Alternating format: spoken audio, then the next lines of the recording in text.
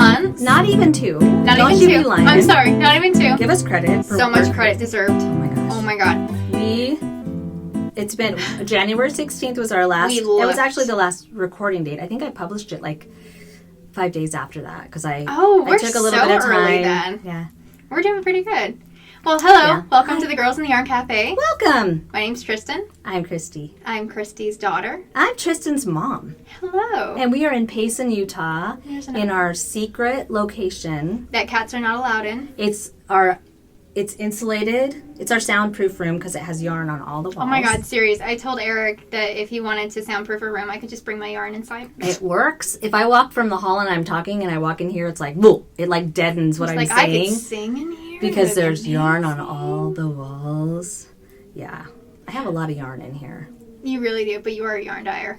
Well, and like I felt bad for a second when I was talking to a certain dyer that I adore. Mm-hmm. And she's like, I don't really ever have yarn left over after. I know. I'm like, shut up, you amazing person. How dare you? It's because I did yarn shows and I dyed up like thousands. In trunk shows. And trunk shows and stuff like that. High production. It's actually something, I like it because it makes me feel better about myself to have extra yarn on the wall. No, seriously. And then you can pick out colors. I have the hardest time right now because a lot of my yarn just went to like trunk shows and stuff. And so I'm like, what can I do a colorwork thing out of? I have nothing. And then I'm like, I have to dye up. So it's nice having options. And I say this because I'm looking at a giant wall of yarn. Yeah. And then there's this. It's like going to the fridge after you went grocery shopping going, there's nothing to eat in here. Yeah, because nobody's making it for you. Eric got so mad at me when I did that the other day. Well, it's true though, isn't it? Sometimes you're just like, there's especially if you go there. Shopping when you're already hungry. Oh my gosh. You'll have lots of Oreos, but you might not have anything for a meal. Oh my god. Eric actually takes me and gets me like french fries first, but if I'm like, I'm really hungry, let's go shopping, he's like, okay, hold on. No, I'm serious. If I go to the store when I'm hungry, I spend most of my time in the cookies and cracker aisle. I dream up all these elaborate like meals I'm going to cook, and the most thing I've cooked in the last year and a half is pizza rolls. What? And so, I know, I'm doing pretty good. Haven't you used a crock pot or anything? Not yet. I made weenies. Weenies? You mean weenies? Who uses that word anymore? You called them weenies my entire life, Mom. It's my upbringing. The weenies? The little weenies in the crock pot with the barbecue sauce. Oh, those. Okay. You know. We call them weenies. Didn't I call them like sausages or? Nope. I probably did. I haven't made those This is your fault. You made me like this. You're welcome.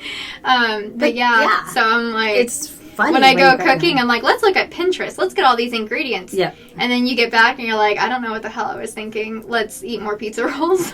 I cook every day. You do. But I don't cook elaborate. It's like pizza rolls. For me, I'm just like, Mom, you were amazing. You cook so much. I do make like French toast. Well, you and make muffins. Spaghetti. And for me, I'm just like, you used a mixer? No. Oh my god. No. Wait. No. Why? No. But don't you? No. This is how it is. It's which is the envelope of the I got powder. That. Yeah. And then it takes half a cup of water. Yeah. And a spoon. I thought you used a mixer.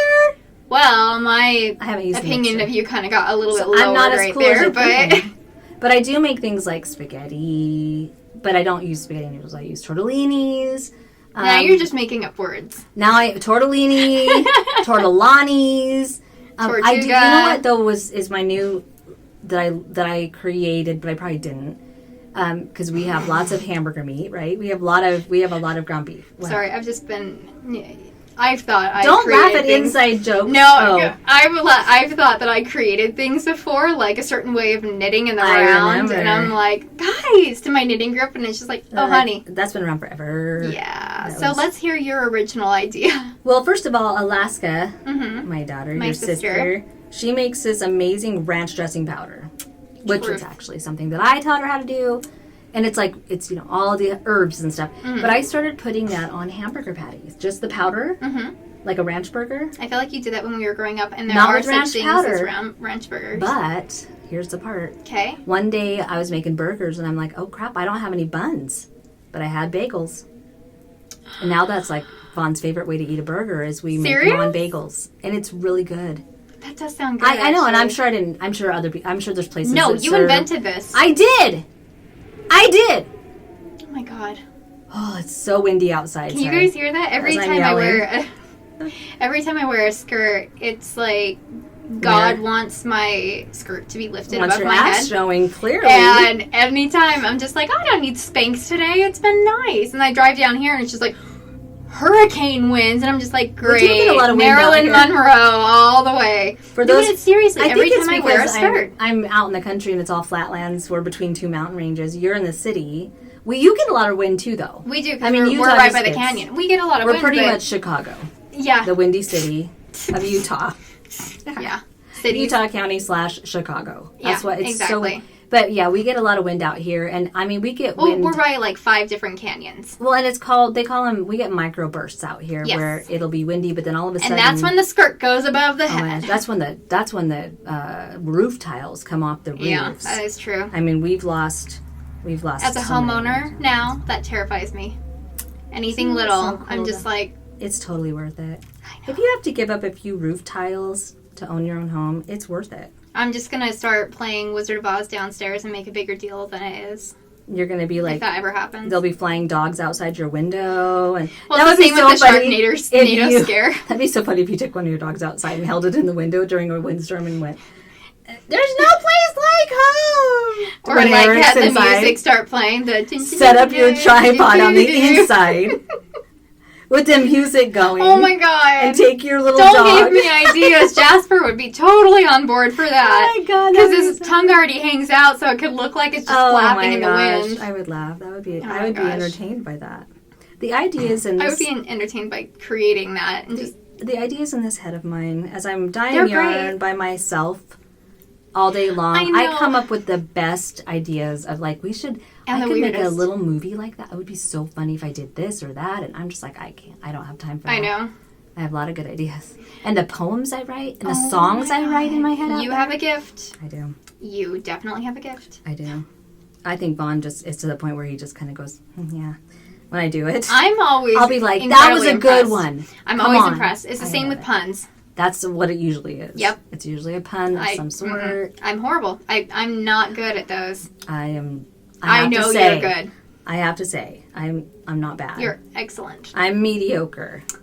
I could make a living maybe doing B-rated movies where they had required puns. Yeah, okay. Maybe not Oscar award maybe nominee. Not A movies and none of that, but B movies, I could do a B movie if it required some puns here and there.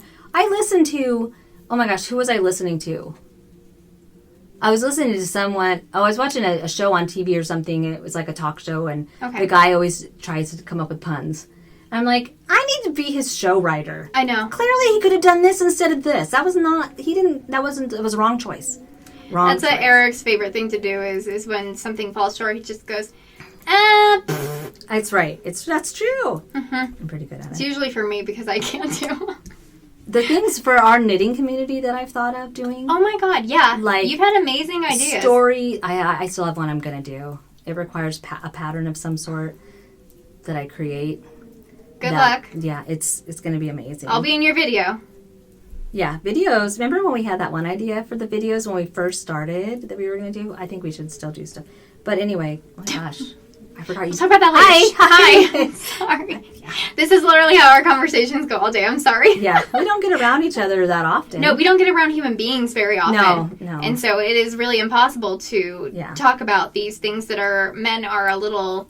Well, and my cat's like, really? Are we going to talk about this again, Christy? Christy, we decided... You were ranting about this yesterday. I know you have this really cool yarn idea, and I know. He's like, stop it. Yeah. He owns me. Yeah. He owns me. That cat owns your entire house and your livelihood from here until the end of time. He's a great cat. I do love Murphy. He's the best. Anyways. He's the best. So, hi, you guys. So we're in Payson, Utah, and it is windy. Saturday, a windy Saturday, March, is it the 7th? Yes. Gosh, I hope my cell phone never dies. I know. How would we survive? I wouldn't know what day it was ever. Seriously. Oh my god. But you know what tomorrow? You know what tonight is? What? Daylight savings. So set your alarm for 2 a.m. because you've got to change all your clocks. Why 2? Why can't I just do that in the morning? Daylight savings officially happens at 2. Oh. But the funny part of that whole thing was get up and change your clocks. Who has clocks? It's my cell phone. That's my clock. It does it itself. If it doesn't, we'd all be like screwed and be like, why is it so dark all the time? I've been in my car. I don't change the clock in my car. I'm always like, that's wrong. It's really an hour later. Oh my gosh, so my coffee clock at my work had the wrong time. And when you say at my work, I automatically picture Premier Family Medical. At my studio, At your studio. At my studio. My coffee. You don't have a work. Right. I do too. You have another house, another home. Oh my God. That you live. Yeah. Your studio. Anyway, you have to change the clock? No, I didn't change it. And so, but I hardly ever look at it either. Mm. And so the other day, I'm just like, oh my God, it's like 10 o'clock. Because I work long days. I work We do. Sun up past sundown and then get home around like 11:30 a lot of the time. Mm-hmm. But it's so that you can have your weekends off. Yes. You do. Yeah, that's Even great. though I don't have those off. I just have to. And it's by choice. You work those hours by choice. Because you can. And I love it. Yeah. I love staying busy. But I was looking at the clock. I'm like, itself. Okay, anyway. I'm like, it's 10 o'clock. And then I look at my phone as I'm leaving and I'm like, it's 10 o'clock. Like an hour after. I'm like, oh my God. The clock. I don't have to go to bed right when I get home. I can like stay up and listen to stuff for a few minutes. The coffee maker is one that I do have to change because sometimes I set the timer for the next morning, so I do have to change that one. I rarely drink coffee, but and out here we get power outages here and there. That's true. So in fact today I wouldn't be surprised if our power goes out. With all the wind, if you see us in the dark, it's not even dark out. But if you see us, the lamp go out a little bit, then. Yeah. But so anyway, we just got back from Stitches. Yeah, I was going to say, we've had kind of an exciting past few weeks. We really have. Because we went to Stitches West. In Santa Clara. February. In Santa Clara. And we love it. We go every year as much as we can. I think we've been the past 4 years now. I think it's been 3 or 4. Yeah. 3 or 4. I don't know. I can't keep track. But we absolutely love that show. It was such a good show this year. For some reason, like I feel like everyone was high energy. It was a really positive, uplifting show. And it was... I just don't remember. They must have set up a little differently because the flow of the crowds was great. Mm-hmm. I don't feel like there was any bottlenecking. Yeah, which was very good. Yeah, you could get in and out of booths really easily, and it's not that there wasn't anybody there. There was a lot of people there. A lot of people there, and I hear that people did really well, which is so good. I'm so happy for them all. Me too. I mean that can be hard sometimes. You never know how it's gonna turn out at shows. Yeah. Oh yeah, that's a big. And you know what? I didn't realize how much went into shows until I started doing them. Oh my God. And it's not even just the hard work that goes into setting up, but there's a lot of financial upfront. Paying for the booth, all the yarn that you have to and purchase. Sitting on it and stuff. Like, there's a lot that goes into shows. And so a show on that scale, it's like... That's why it's really important, I think, to support those shows. And I'm really sad. Yeah. I want to first of all, I want to say... my best wishes for everybody that lives in Tennessee with the tornado that went through there. Oh my God! I've been thinking about that, and that is so scary. And there's still people missing, and our hearts go out to anybody in Tennessee. That is horrible. And then the COVID-19 virus that's been going around. Anybody that knows anybody that has suffered from that, although I think it's going to be okay. I mean, as a former medical worker, our hearts go out to you. But they canceled Vogue Knitting Live in Seattle. I know. They postponed it. Yeah. They said we're not canceling, but then I automatically think about we've been vendors. Yeah. That's I feel so bad for number one, the vendors. I understand what Vogue Knitting Live's trying to do, but no, and I appreciate it. They're looking out for everyone, which is great, but it can still be flip side of that, it's still so hard. And the schedules of these vendors, some of these people do these shows every month, and I think, okay, you're postponing it, but are they going to be able to do it? But then what about us people like us who went to Stitches that weren't vending, but we bought plane tickets and hotels? And I think it was supposed to be like next weekend. I think it was this weekend. Maybe this. And so this was a very last minute cancellation. And like I said, I understand what Vogue Knitting's trying to do, but I just feel horrible. I know. I'm sorry. I'd be pissed. I'd be devastated. I would be pissed if I had bought plane tickets to go, or if I had... if I was a vendor and I had all this inventory loaded up and ready to go, I would be upset. But on the flip side, if I was Vogue Knitting Live... I get it. Yeah. I don't know. I have mixed feelings about it. I feel like it's... I have been to so many festivals and gotten sick at a lot of them. Almost every single one of them. Got sick at Stitches. We both did. We both got something different at Stitches, and it took like a week out of us each. I actually got sick while I was there. I think I got something on the plane there. You might have, because you started getting sick like the Friday. Yeah, I started taking medicine and, sanitizing and trying to stay away a little bit from people so I didn't spread it and stuff. But I do feel bad. Because that's the biggest thing. I feel really bad for the vendors. I feel really bad for people that paid for, they can't cancel. You can't get your money back for plane tickets unless you've bought insurance. The insurance. And most people don't do that. I do. I don't do that. I do now. I've had to... I've had to change 2 of my trips last year. I've never changed my trips. I just figured they're set in stone. I'm going to live my life around it. Like, nope, sorry. Oh, I get that. So anyway, I feel bad for people. But we had fun at Stitches. We got to see old friends. So many people. Old friends, new friends. I actually had my yarn at the Royal Bee. Oh, that's right. And it did really well. Oh, yeah. No, their booth it's always set up so cute. And Kelly and Tony are so much fun. And I love them. And I think I gushed about them on here last time. But they were really great. It's just great when you can meet people that you genuinely just click with and adore and love them. I'm going to go and move into their house for a week at some point with Eric.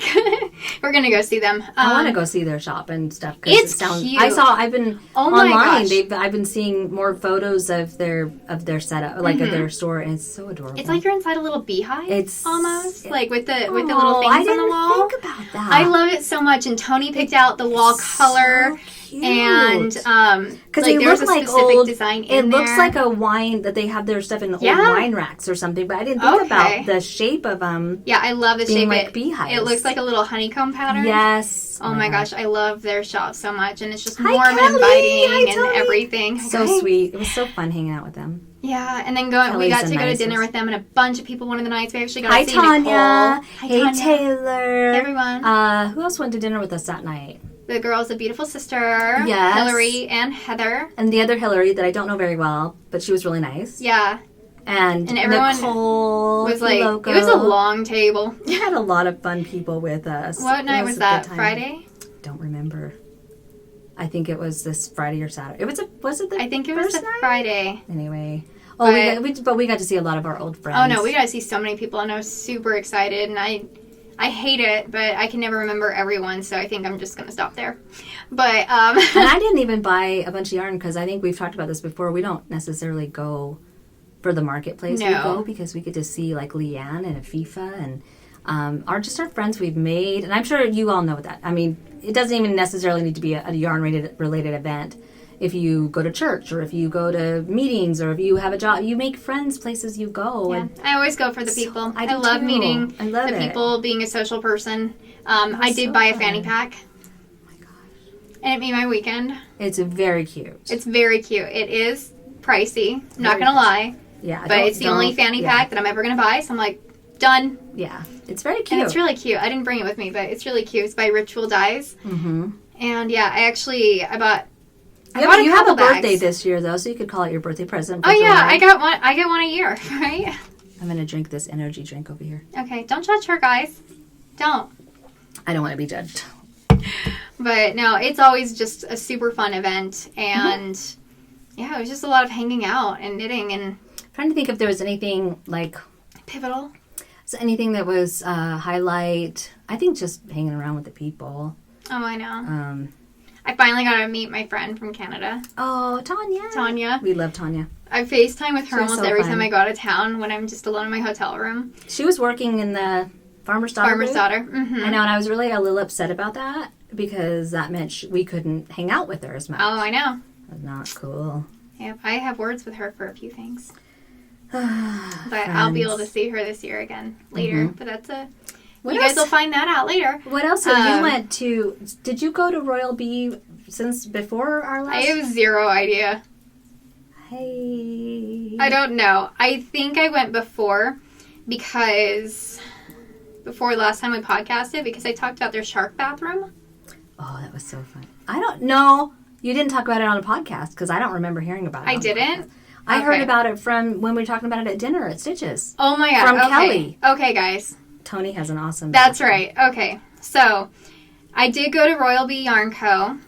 And in Pacifica, California. Seriously, guys, it is the cutest little yarn shop ever. Kelly totally downplays it. Totally retro area. I love it. Retro city. It is so cute. I would love to see it. Like 60s. Yeah, retro. Yeah. Yeah. I love it. But I got to go and stay with them for a little bit and had a bunch of people come out to my trunk show and hang out. So thank you guys so much. And we have a few people coming out again to Utah for our Great Basin show that we'll talk about in a little bit. Yeah, that's coming up. But it was a really fun show. Got to go to dinner a couple times, meet and hang out with so many people. But Tony is an awesome guy. I love him. He's so much fun, but he loves sharks, and so crazy. He loves sharks and jaws and stuff. And as someone who is Galiaphobic, which is that's so funny that you remember the name of that. I did a freaking lecture on it in college. Okay. Oh, that's okay. That makes sense. And the only photos I could show were sharks with human teeth, because then I wasn't scared of them. It was kind of the best thing. That's hilarious. I was doing a lecture on phobias for my abnormal psychology class, and I remember that. That was what I had to do. And the teacher let me get away with it because he was one of the therapists at the treatment center I was working at with teenage girls. Yeah. And he's like, just do it, it's fine. But Tony is obsessed with sharks. And so when we were on the way over, Kelly mentioned something about it, like her saying, oh, do you like sharks? I'm like, actually, that is the one thing I'm terrified of. Yeah. And I can't even really look at photos of them. She's like, oh. Uh-oh. Yeah. It is so cool the way that they decorated. I had Tony take the phone in to take pictures because I didn't want to see that, but I wanted to show Eric.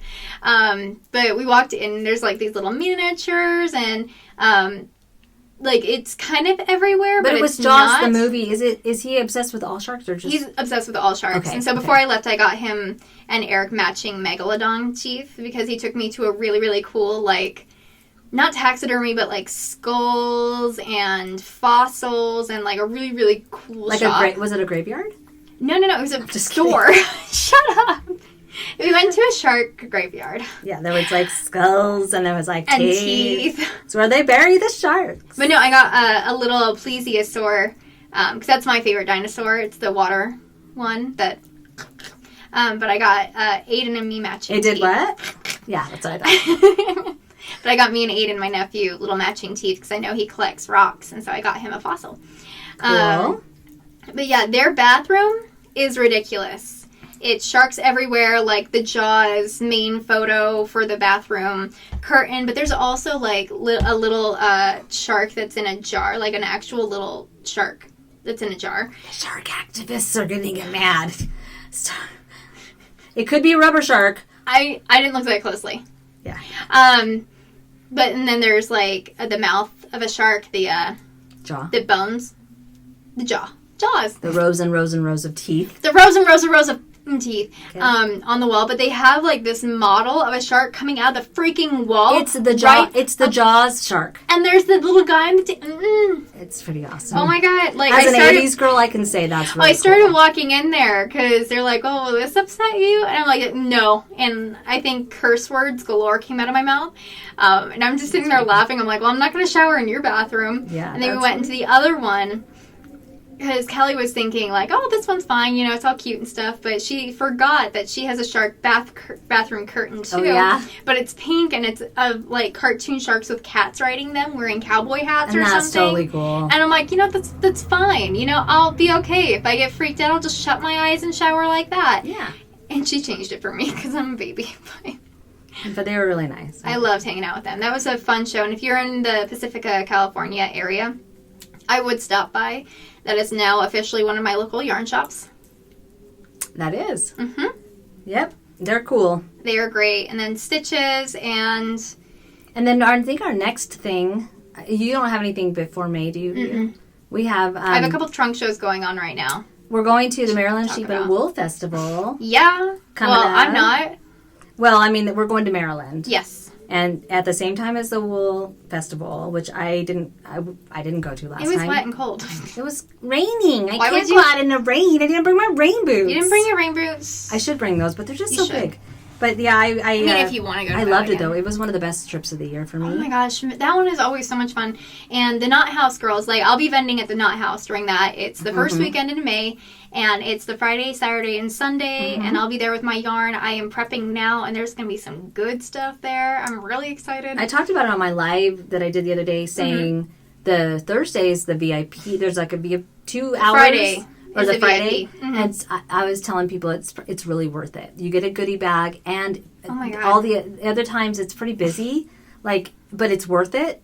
So if you want to do the VIP, if they still have them, it's like a little party, and they gave me like mimosas or something. But the little main street that it's on is oh my god, I was gonna say Frederick, Maryland is adorable, so cute, and that's where I went antiquing across the street with Dawn from Chasing Rabbits. He's gonna be there again. I'm so excited. So awesome. Oh, I freaking adore her. But we're gonna be doing a knit night again. Sorry, I'm looking at my chart here.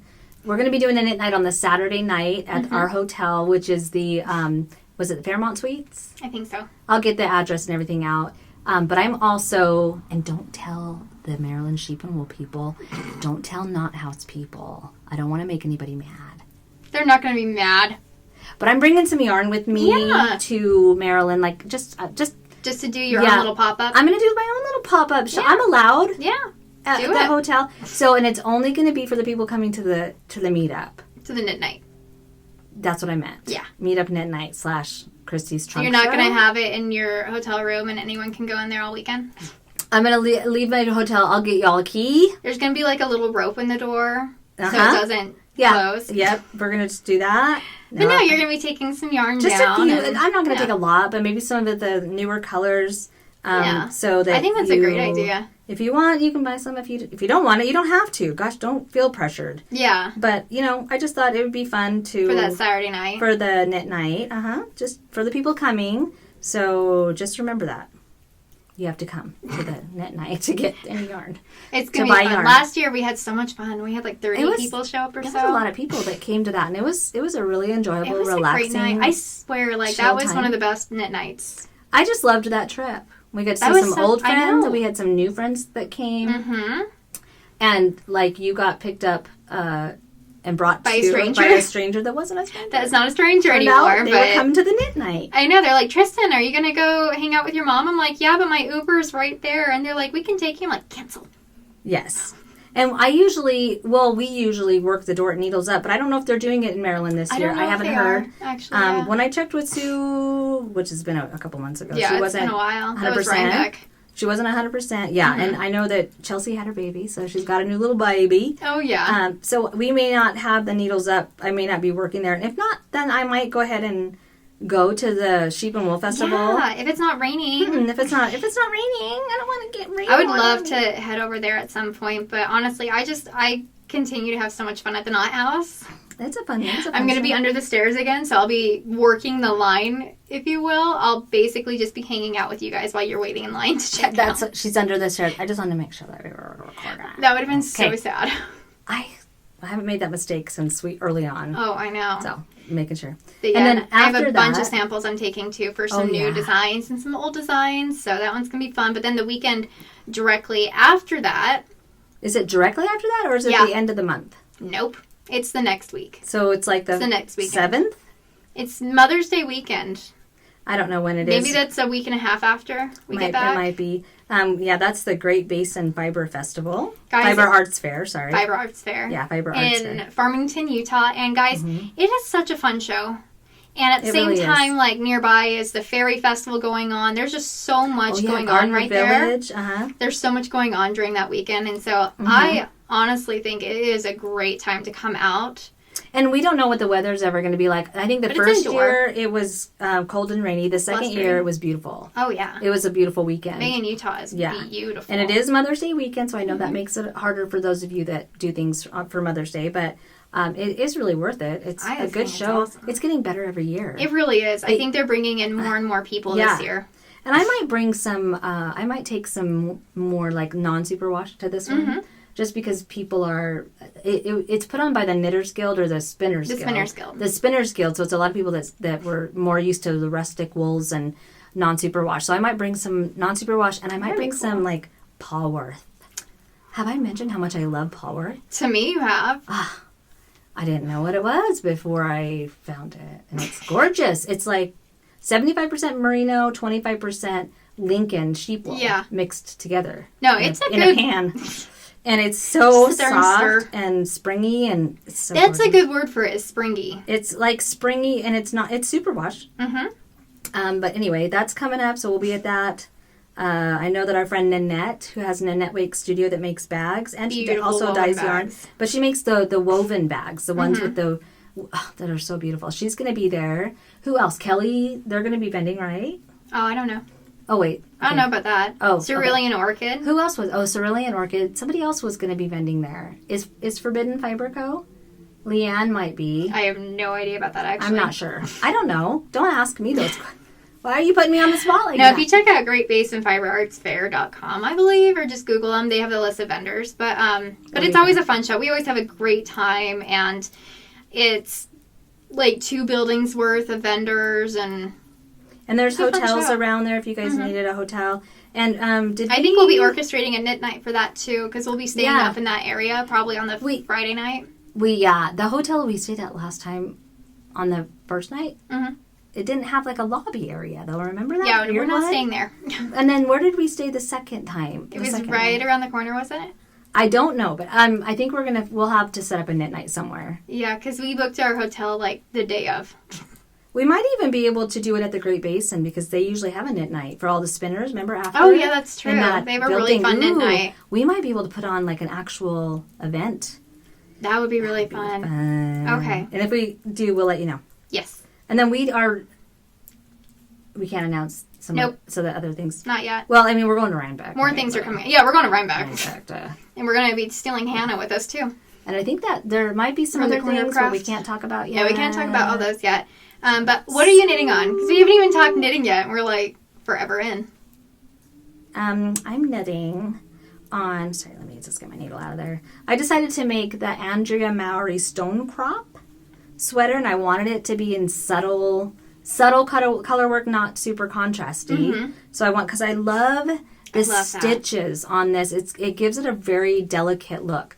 So I'm making it in my eggnog colorway, and the light color work right here is like a tan, and it's sand.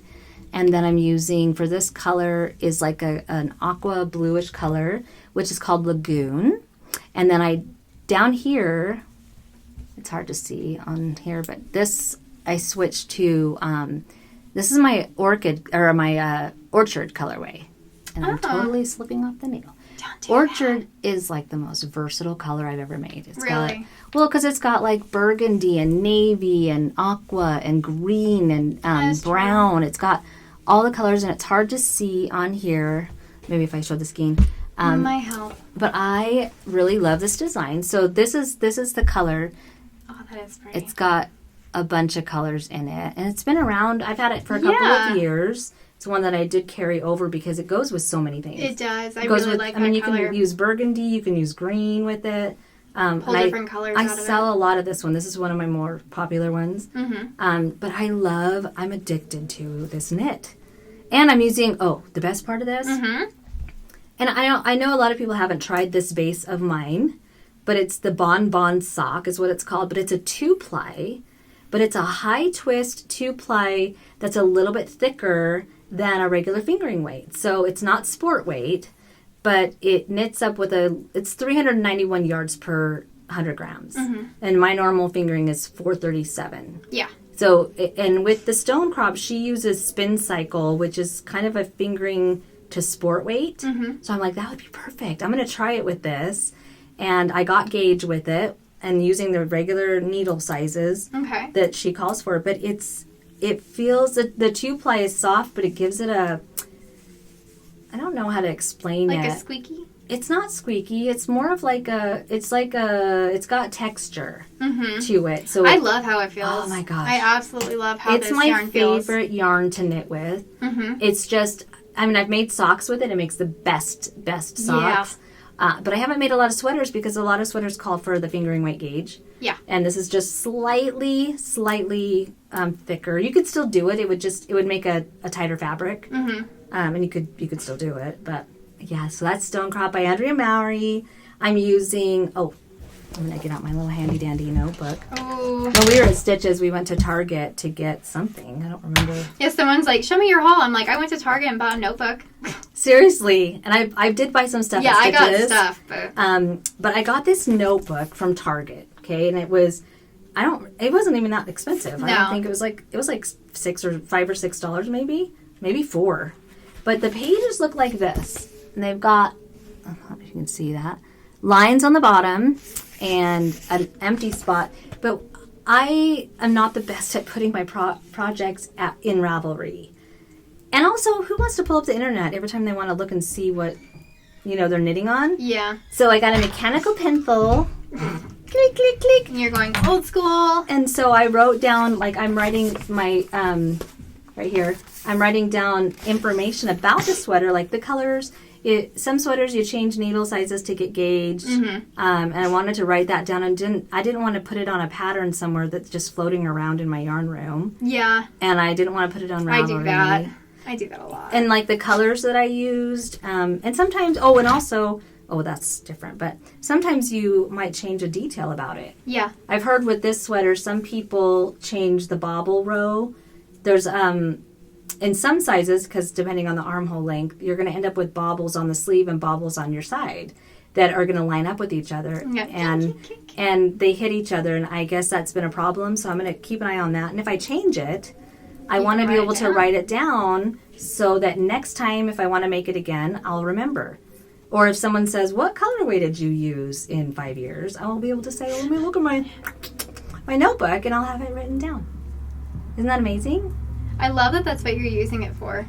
I love it. I thought I would use it for designing, which that's what I'm using it for. And that's what was my first thought of getting the notebook is I can draw the design. I can put some of the color work in there and stuff. And that's actually what I'm planning on doing, because I bought watercolor pens. Mm-hmm. Oh, yeah. And so I'm designing right now, and I'm going to be drawing the sweater right here, and then carry it over. I can draw this sleeve detail and just continuing with that. But it's just a handy little tool. It's like a good tool, and it breaks it up. It might not be the most precise way to do it, but I kind of love it because it makes the pattern come more alive, in my opinion. Right, and I'm like I said, I'm not good at writing or putting things in Ravelry. I'm not good at that at all. So, and I'm more of a old school. A notebook I love just office makes sense. supplies. I do too. That's what it's really about. I just want more notebooks. I love notebooks. I love pencils and pens. Colorful pens. I wanted to also put down a lot of patterns will say split for sleeves at 8 inches or whatever. But with this pattern being a color work all the way down, I wanted to remember exactly which row I split for the sleeves, so I don't have to guess, right? Yeah. And then sometimes, since I'm short, I'll make it a different length, or I'll change the arm lengths. So I wanted to write that stuff down, and the colorways I used. Because how many of you have bought yarn, and then in 2 years you're like, I don't remember the name of that speckled. I don't even remember the names of my yarns. Right. I see people knitting them, and they tag me, and I'm like, what color was that? What is that? Especially if it's one that I just did once and I didn't sell again. But yeah, and also before I started this one, I wrote down the colors that I saw in my head. But sometimes when you start knitting with it, I'm like, I don't think, because I was going to originally use a gray color as one of the colorwork colors. I'm like, I don't think that tone would look as good with this. Yeah. With the browns, the more warm colors. The more of the... Yeah. So I'm loving this. It's a quick knit. I just started it 3 days ago, and I dyed yarn. Well, it's sweater time. 2 days. It is sweater knitting time. Not even kidding. It is. What are you working on over there? Well, I am designing a new sweater. What? Actually, and I'll show it in a few minutes. But I was designing another sweater, and then I'm doing it in collaboration with some people that is going to be coming out at Stitches Chicago. So cool. And so I can't release it yet. So I'm like, fine, I'm going to start another one. Do it. So I started another one, and I decided, because y'all know I'm obsessed with the Core of Thorns and Roses, right? I know it. I mean, if you don't know, you haven't been watching. Obviously. Yeah. Because I won't shut up about it. And So I decided I'm going to design some sweaters for the different courts. And so this is going to be spring court. I love the colors. I love it because I'm using my new Surrey alpaca in a lace weight and using it as a fingering weight. I love that idea, though. I love it. And I stole it from Caitlin Hunter because I don't know if you guys saw, Andrea did it on a recent pattern, but Caitlin did an entire pattern with Surrey alpaca as like the main. Held single, not double, held single. Right? Yeah. Because the Surrey, it's not as transparent. Sticky. As not as mohair, and it's sticky, and so it holds together in that gauge that you're knitting with that you would knit in the fingering weight. And so I'm like, I wonder what's going to happen. And so with my other sweater that I'll show you guys in a few minutes, I'm like, let's try it out. And I loved it, so I'm putting it in this one as well. So if you don't like Surrey, then you don't have to. Although I've heard that alpaca is like the least, it's the most hypoallergenic. That's hard. Hypoallergenic. Yeah. No, genic. Genic? Mm-hmm. I don't know what it is. Not allergic. If you're allergic to stuff... Then you won't be? Then you won't be allergic to alpaca. Although I had an alpaca kiss me and I got a little bit of a rash. It was probably his saliva. Oh, that makes sense. Okay. Yeah, I kissed an alpaca. It's fine. But it's going to be cropped. And so I finished the colorwork yoke at the top and just separated, and now I'm doing the bottom ribbing. I love the bottom detail. I'm a little obsessed with the bottom detail. I do love the bottom detail. But it's a little bit longer than my half moon tee, and then it's going to be long sleeves. So it's perfect for the spring weather, a little bit more of a cropped, but long sleeves so you don't die of freezingness. Is that a word? Yeah. Can I quote you on that? Yeah. Okay. And I'm going to have some sleeve details as well. Like you can see the color work comes across right here at the top of the sleeve. That I will knit a whole sweater if there's one detail on it that I'm like, just like, I like that. Oh my gosh, I like that. And you like the bottom. I love that. I just look at that and think, dainty. That's amazing. So I'm excited. I want to have this done and ready and with kits available and stuff when I go to the Maryland Sheep and Wool Festival for the Knot House pop-up. I really want to have that ready. I'm going to have a couple things ready, kits ready.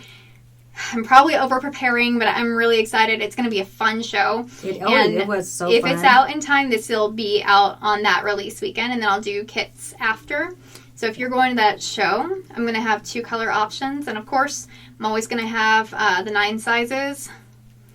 And I'm so excited about this one. I have spring court. I have nostalgia about that show. I know. It was such a good show. I just went antiquing for hours. It was like rainy. Got some gelato. There was a coffee shop down the road that I walked to and sat outside because it was cool, but it wasn't cold. Seriously, and then that it's antique store. I dream about that shop. I'm like, it's gigantic. I kind of want to bring another suitcase just to go shopping It's there. like Stitches West, but all antique booths. Oh my gosh. It's like 4 warehouses connected. It's huge. Like when we got to the other side, we're like, where are we? I'm lost. Me and Dawn got so lost, and we're like, wait, there's a back entrance that's also a front entrance? Seriously. And we were on the other side of the block, and we're like, holy shit. Didn't you get a book about death? I got like 5 books about death.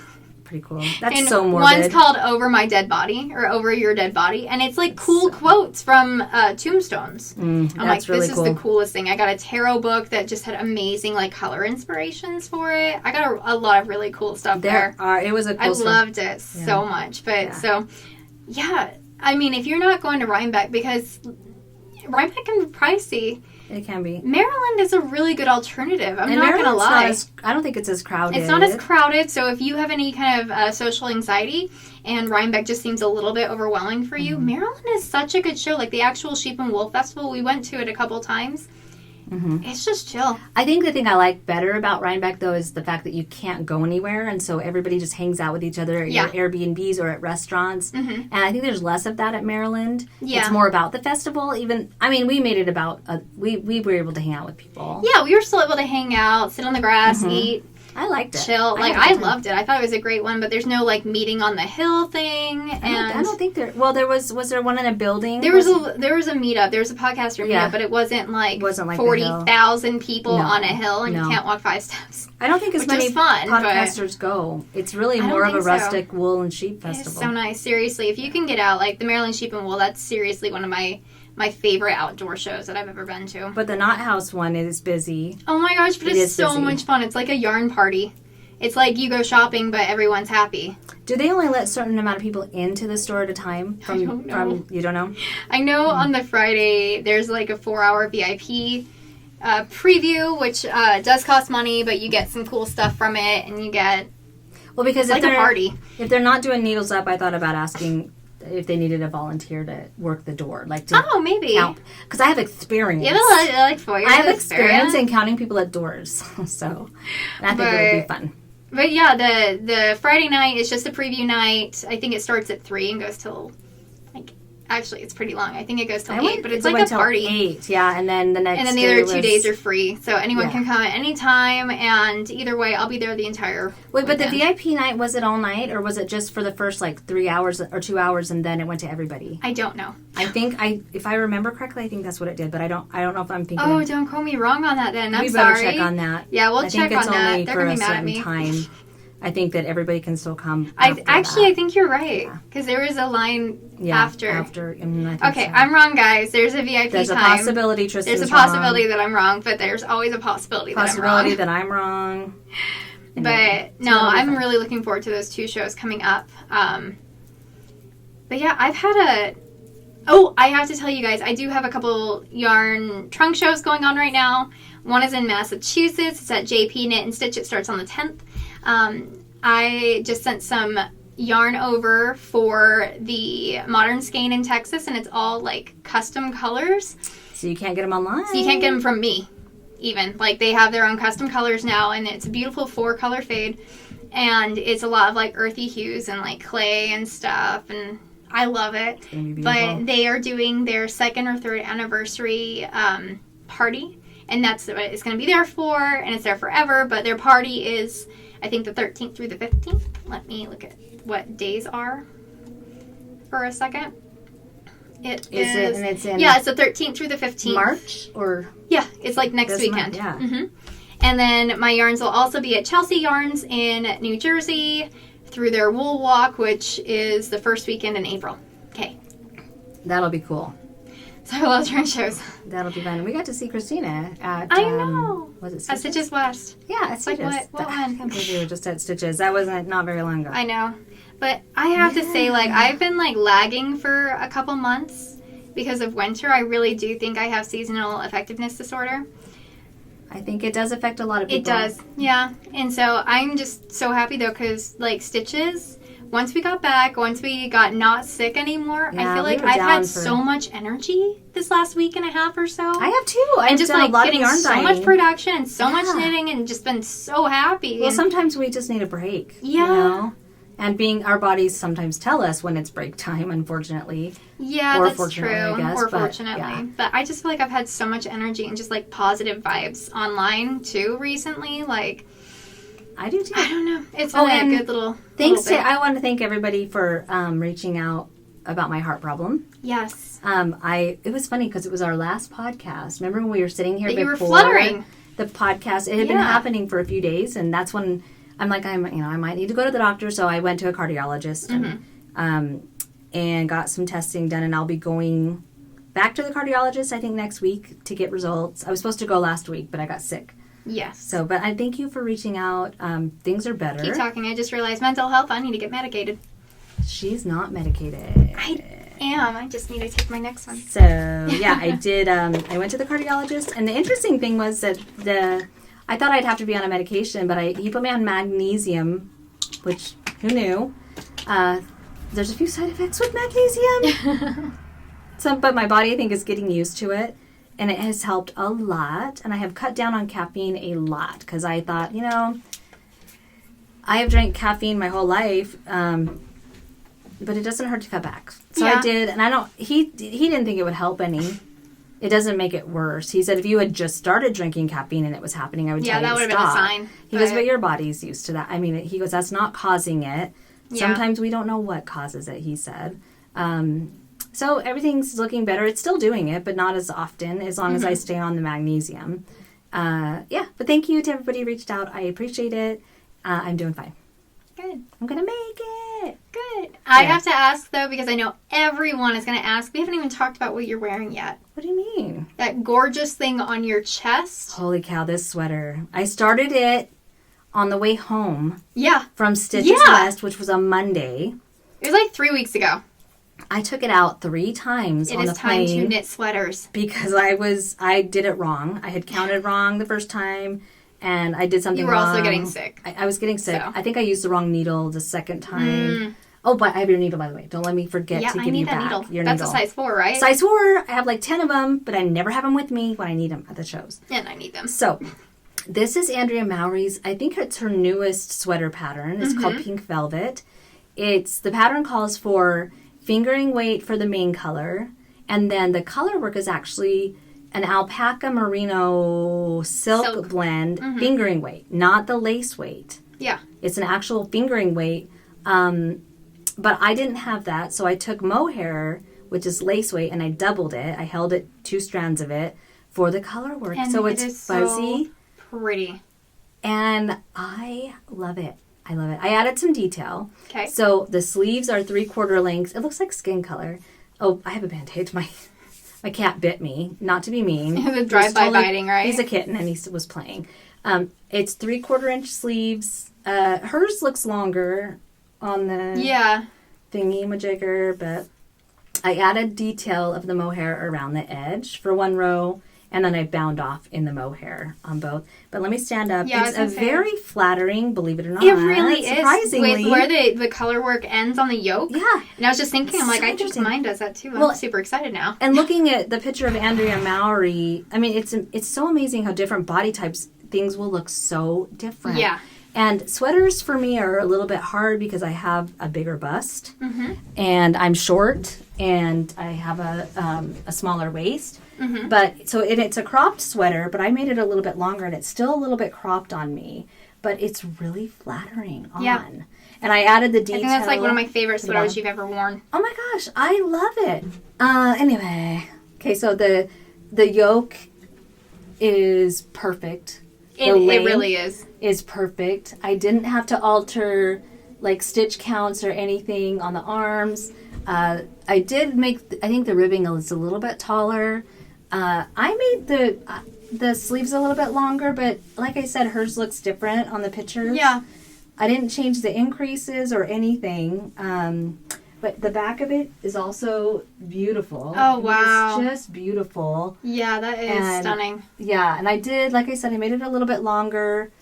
I just love the little halo. It's got a nice... It's not even a little halo. It's a... full on. And it's hard to photograph. When I photograph... You can see it. Like, it's very... beautiful contrast, I didn't lose any of the detail. Yeah. But when I photo it, because it's a reddish color, it doesn't...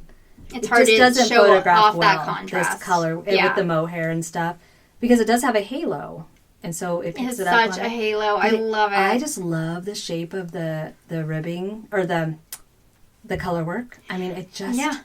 I love it so I like how it really does have that more dainty break right in through here. Because it almost draws your eye in to more up here. And since you're working with a horizontal, more type of line for that sweater, because it has more of that dainty, it draws more attention to this section than this section. So it's very flattering on the female body. Right. And for those of us who have larger breasts, some designs are not as flattering. Oh, yeah. I mean, people think, you have big boobs, everything looks good on you. It's not true. No. The sweater that has it has a cable running down the front of it. Mine. Your sweater. Right? Yeah. But on me, it's almost like it goes... And I think it's because... it doesn't look as flattering. You're more disproportioned. Right. Like with how your frame is. Right, and so because I not am, necessarily on like larger bust sizes, but if you're a larger bust size and then like smaller down here, it's going to pull out. Like I have the same issue actually, and I think I showed this last time, so I wasn't going to show it, but I have the same problem. And it could be, and sometimes colors too. With this sweater. I think the colors in this are also, they work well. Yeah. Like with this one, it's going to pull apart and it's going to be like nipple right there. Well, I mean, I don't even have a larger bust. I mean, that's really cute though. It looks really cute on you. I really like the sweater. I think it's super cute. It's a nutcracker pullover. It's really cute. I made a size smaller, I think, than I should have. And so because of that alone, and because of the suggestions with the pattern on what size you were supposed to knit for you, I don't think I read it correctly. But when I put it on, it goes Yeah, and that's what would happen for sure on me. And then you have sideways nipples. So you'd almost have to just not put the bobbles in at all. Yep. There's no way to put those There's in. no way to really fix that. With that vertical line, if you have the larger bust and it gets pulled out right here and then goes back in, it's going to have that kind of effect. Well, and I think... with that color work, like that looks this, beautiful. I think 2 color choices. So if I would have used, I think, darker bottom and a lighter top, I think it would have been less flattering. I actually don't know. This draws away. This bold color draws away from this color. So this is where your eyes go.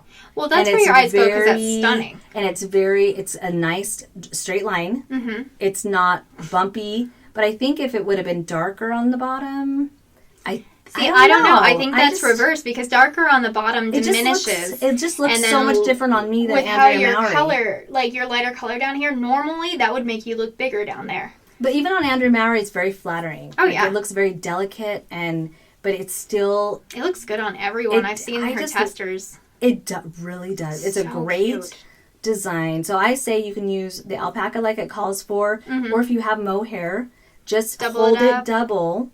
And yeah, and I went up a needle size in the color work, which I've never done before on color work. I always just think, no, I can do it. Well, it's hard with mohair because it's a very slippery yarn. Well, also, and so you really want to make sure. Color work always comes out just slightly a bit tighter. And I always think, no, I can hold my gauge. I can do it. I'll just knit a little looser. I'll make sure my floats are long. It's hard to do that. Yeah. So I made it a little bit longer, and also because mohair doesn't stretch at all. Nope. When you block it, mohair it's like on a thread. Yeah. And so, but I added like that detail on the bottom, but it's still shorter. It's long enough. I mean, I'm only 50 years old this year. I don't want my belly button showing, so I'll probably always wear a shirt underneath. Yeah. But you can always also wear it over a dress. Yeah, I was going to say, you have a really good length for dress right there. One of her testers made the sleeve short. And if I was to do that, I probably wouldn't put this detail on it because it would be too close to the color work, I think. So I probably wouldn't have put that. I agree. But I just loved... Because I think I did it because it's kind of a skin color. It's not in real life. It's more of a pinkish, earthy pink. But I wanted just a little break. I think that's so cute. I love it. I love that. This is probably one of my more favorite sweaters. You usually don't talk that long about your sweaters. I think the last one that I loved this much was my Comfort Fade Cardi by Andrea Mowry. She has good shaping. She has good body shaping. Yeah. I know that there have been some issues with more of the plus sizes, but... Actually, I've heard positive lately. Lately, yes. I think she's really been working on that. But the arm right here for larger sizes can be... In general, that can be a armhole very difficult. Size is really important, I'm hearing, for all sizes. It's very important to, when you're knitting something for yourself, you measure everything. Yes. And if there's a schematic in the pattern, you can kind of gauge. Because, you're making patterns to fit your body. Not any pattern out there is going to fit every single person or even anybody. Yeah. It might just be, the standards that you have to, size grade by is a standard. Because, there has to be one thing to go off of to kind of maybe get it close to what everyone is. So, I was telling Trysten, I'm scared to death a little bit because I'm going to release my first sweater pattern soon. And I'm going to move over a little bit. And I was thinking about it a lot. And it can be tricky and scary. My philosophy now, or my request, I'm, of course, going to make it size inclusive, but I feel like if I'm going to do my part on doing that, I feel like the people knitting it, all of you that want to knit it, you've got to do your part as a knitter, somebody who's going to knit somebody's pattern, which all it is just measure yourself. Make sure you know what you want when you're buying a pattern instead of just hoping that it turns out the way you want it. I know how I want my sweaters to fit.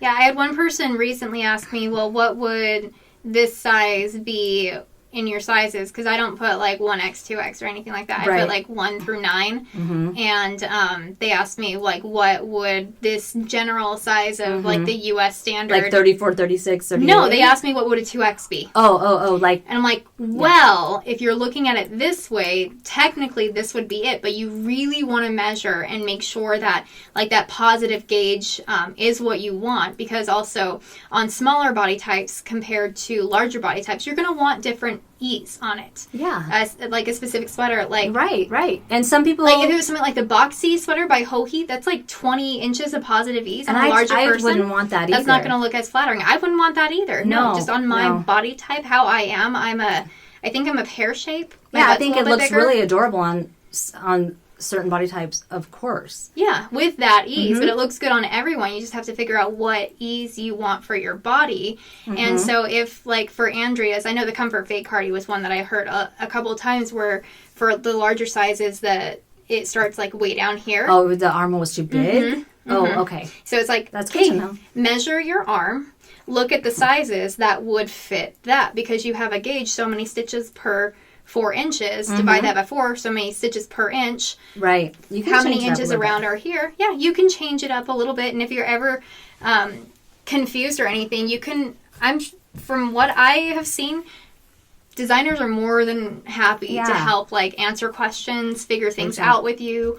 Well, sweaters are a big investment. I know the Comfort Fade Cardi for the smallest size. Oh, yeah, that one's a huge investment. Smallest 2 sizes, I think, is at least 7 skeins.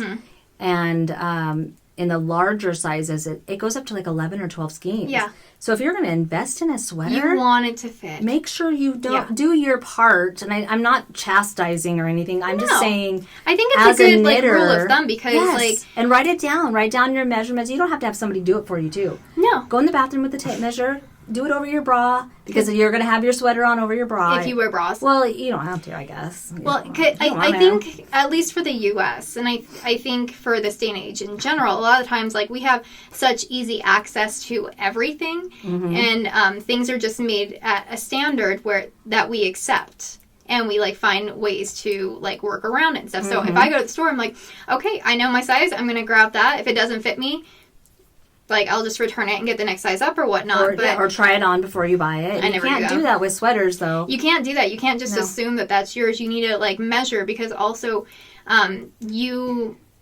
might look at a pattern, it's like negative ease, but you want it to fit with a positive ease. And so you're still going to have to kind of figure that stuff out, which is amazing in that slow fashion. And that's what makes it so, like, perfect for you, because you're catering to your own body's needs. Yeah, right. But remembering that, like, written patterns are generally more of like a recipe. It's a guide. It's a guide of how to do it. Not necessarily like this is that size. It's going to fit specifically every single person in that size. So I always think it's good to have options in patterns to, like, give yourself ease or take away ease and stuff as a writer, as a pattern writer, but that's not necessarily always going to be there. So I don't know. I think it's a good exchange. I think there's a lot of work that goes into designing a sweater by the designer, but there's a lot of work that goes into knitting a sweater pattern by the knitter. Oh, yeah. And so I say do yourself the favor of writing down your measurements of all the measurements. Places that you've noticed on... sorry, I have mohair. Places you've noticed on shirts that, like, oh, I hate it when the sleeve starts down here, or I hate it when it's too long or too short. Know where you want them to hit. Yeah, especially, like, with crop sweaters, too. I've seen that's a big issue right now, too, because it's like, okay, I found one that I really like, but everyone else that writes these patterns, it's like, it's too short, it's too long, it doesn't fit me right. I've noticed Andrea has kind of my idea for my body type, the perfect place of where the crop length ends. And so, like me, when I'm knitting other people's patterns or even some of my own, it's like, okay, I know where I want my crop sweater to end. And that's not going to be the same across the board for everyone or every pattern that you run into. Well, right, plays right into what I said was saying, because even if the designer says, here are options, you're going to need to know your measurements to know which option you want. Yep. I think they're more than willing to give options on, like, absolutely. Here's the crop length, or here's where it's going to hit on most people. I do like to look at the schematic on a pattern to see how, like, that's long the biggest it help is. that I've ever seen is having a schematic. Yeah, I know where I like mine. It's not waist shaping. We were just talking about that. Your preferred waist shape is so much higher than mine. Well, because I have big boobs. I don't want the waist shaping to be too and I have a larger butt, and so I have to accommodate for and it can balloon in certain areas if you're not shaping it correctly. So know how you want your stuff to fit. Yeah. I think that right now with the inclusivity, sometimes, and I noticed this like when I was doing therapy in families, I could hear this side or this person saying something, I could hear this person saying something, and I knew what they wanted to get across to each other.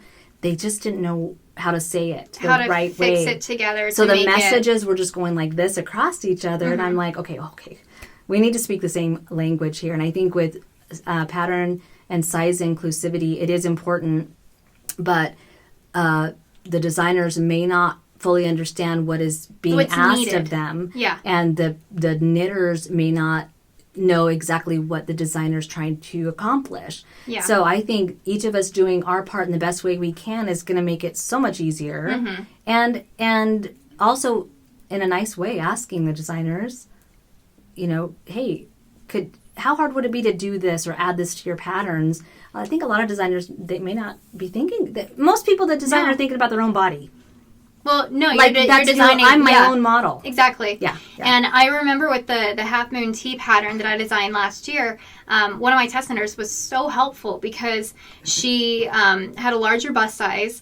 And, you go through a standard because I don't size grade my own patterns. I am fortunate enough to be able to pay someone who makes a living size grading patterns and tech editing and stuff. And because I look at math and I will curl up and not talk to anyone. I get so much anxiety just way. Like we were watching Survivor and they were supposed to memorize numbers and then repeat them back. And I told Eric, I'm like, if there's pictures there, that'd be great. Numbers, I would just give up because I would just get anxiety and be like, wait, there's a 1. It was the first number. It was the only number. Crap.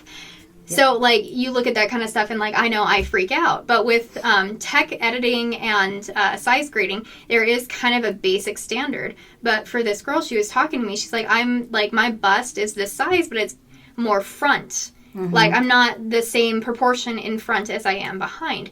And so when she would knit the sweater, the Half Moon Tea, she could grab a bunch of fabric in the back and be like, what do I do with all this excess fabric? Because, yes, it accommodates my bust, but it doesn't accommodate my body.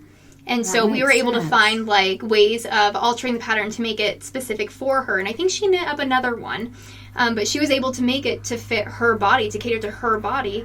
And because I didn't know that would ever be an issue. The distance from the middle to the middle was is bigger here. So if she, but usually armholes are directly in the center of the pattern. Or with my Spellman sweater, I thought that I'd have to have more on the back because I had to accommodate because I didn't have any shaping on top, and so it would pull more. So there's more stitches on the back of my Spellman sweater by 2 stitches in each size. And so when I was working with her, I didn't even realize that could even be a possibility of an issue because I only have my body to look at when I'm designing these things. And so it is great having collaborative voices out there to be able to be like, hey, this is actually what I need for my body. Can we look at that? Because that is something that will be needed, not just for me. And I think that going into situations like that with more of a collaborative, positive, let's make this work, happy, let's let it happen, that's something that promotes more of those changes, in my opinion. I don't know, if someone just got mad at me, I'd probably be like, well, I'm just going to go hide now because I don't know how to approach the situation. But she came up to me and she's like, let's work on it. I'm like, let's do it. That's so great because I know that I love Brene Brown, who is coming out with a podcast. I know. I'm so excited. Her main study area is shame. Yeah. And so it's really, being a mental health provider, shame is shame doesn't do any good for anybody. No. And I know in the community, people have used that technique sometimes to get their point across. But when I see it happening, I automatically in my head go, gosh, I don't use that. I know that the damage it can do. So being able to communicate without shaming each other, you will get more accomplished by just saying, hey, I just need to reach out. Can I talk to you about this? Instead of, shaming and saying, how dare you? You don't care, blah, blah, blah, whatever. So I think you're right. I think negativity a lot of times just comes from a place of fear. I think it does. And I think that's so hard to be able to, to put into words or to communicate that across sometimes. And so people can get upset and stuff, but... It's also a powerlessness feeling, too. And sometimes people will use shame in order to gain power over other people, which is not healthy for either party. Yeah. It's not... You're not truly accomplishing anything by trying just to force people's power away from them by shaming them. Yeah. That's why I love Brene Brown, because I've learned so much. I've learned so much from her. Amazing. Serious. Yeah. I mean, about shame and the studies that she's done. And one of my I think it wasn't positive psychology, but it was something along the lines of that. But we spent so long just listening to Brene Brown and reading her books. And she's amazing. She is so great about that kind of stuff because it is very true, and there has been studies and it has been proven.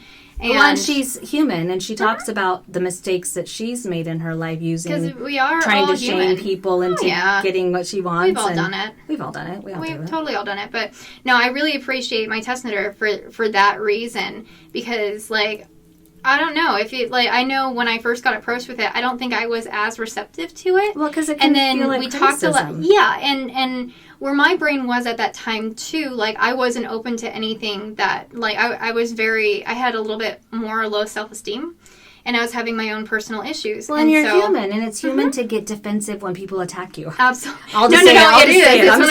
It's if you attack me after I release my new sweater, and you attack me because I did something wrong or you wanted it a different way, I will get defensive immediately in my head, at least. Oh yeah, no. It's literally just being humans and animalistic, survival. It's a survival tactic that we were born with, embedded in our. But I never would say, "Don't approach me." I would always say, "No." And I'm so glad that she was patient with me and stuff. But and she's a great person. I love her. But no, I think that especially everyone doing their part if they feel so inclined to with sweater patterns, to make sure that they include so many different body types, because it's not just size, it's body type. It's type. It's structure. And also I remember years and years ago when you were little, I went to there was Mary Kay, makeup, and there was these home parties, and one of them, I don't even remember what product it was for. I think it was for makeup. But she was also talking about the outfits that you wear. And she's if you know your body type, I'm short. So I can look good in above the knee dresses. But if it's below the knee too far, I look horrible. I look so short. Yeah. And so she was saying, so know what your body type is. Know the kind of design you can wear. And if you can't wear anything. But... Well, you can wear anything you want.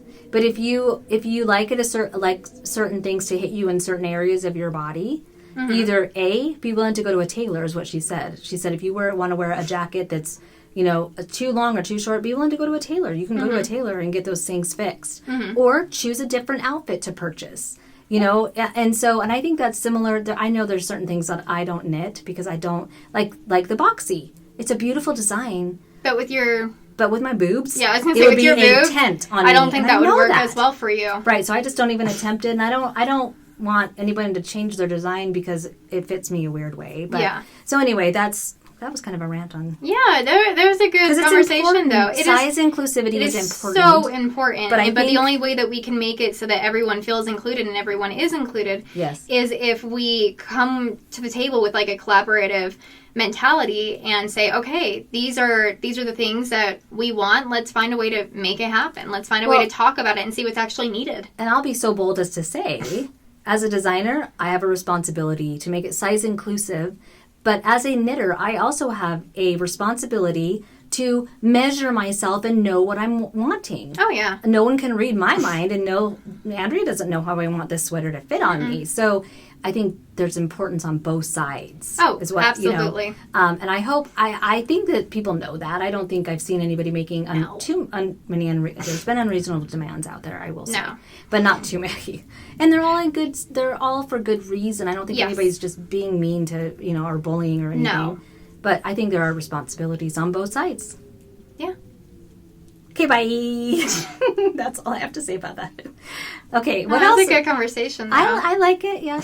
But I do have another collaboration coming up in August. With Beautiful Sister. Okay. They make these gorgeous bags that I've been seriously obsessed with. I got you one at Stitches. Yep. I went into their booth and stole one. This is my soul right now. I know. I saw it. I'm just like, that's Mom. That's my mommy. If you guys have seen my new colorways that have come out, seriously. That's my soul. But no, I was a little upset because I said I'd do a collaboration, and then I picked the sweater and I started designing it, and I'll show you in a second. And I'm like, this is the most beautiful sweater I've ever designed in my entire life. And then I'm like, shit, I don't get to release it until August. Screw that. And so I started knitting on this one and designing this one. Which is also stunning, and I love it. And they both like feed into each other really well, because the other one, I need to find a middle one, because this one I think is going to be Autumn Court. Oh, I didn't show you my colors on this sweater. Hold the phone. I forgot one thing about this sweater. What? This colorway is called Jupiter. I forgot to even tell you guys. I know, me too. And this one is called Silk. Silk. Okay, that's beautiful. Okay. What colors are yours? These are all brand new colors, actually. So this one is called Trysten, and it's inspired by Sarah J. Maas, not A Court of Thorns and Roses. Oh my God. What? Her Throne of Glass series, which is like a 7-book epic. Mm-hmm. It's really cool, actually. I'm listening to it for the second time in a row, so I can get more color inspiration. So this is Trysten. I love the green. I'm kind of obsessed with the green. Green is beautiful. I do a lot of greens, which I never wear. I'm starting to do a lot of greens. I never wear green, but I love working with it. But look. I enjoy it. It's so pretty. With my hair and my eyes, I'm excited. Yeah. And then this colorway is called Fireheart. It's so also pretty. Inspired by the series. So this is another one in the collection. And then this is the latest, and I think last, maybe, I think I have one more, color for my Outlander collection. Wow, that is Wait, is that alpaca? This is my Surrey alpaca. Can I hold it? I want to see the strands. Oh, it's just... can you see how it's like sticking? It's cotton candy. It is so cool.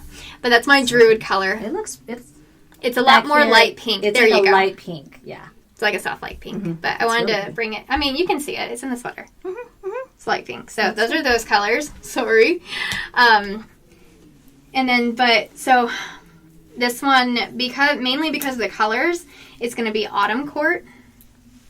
It's beautiful. This is the most beautiful sweater I've ever knit. If I do say so myself. It's pretty awesome. No, I'm really happy with it. And I think this is my new color from the Throne of Glass series too. This is Selena. And it's just those really like rustic kind of mauve colors and golds and brown. Yes. Thank you. And it's Selena? Selena. Mm-hmm. And then spelled like Selena? No, it's Calaena.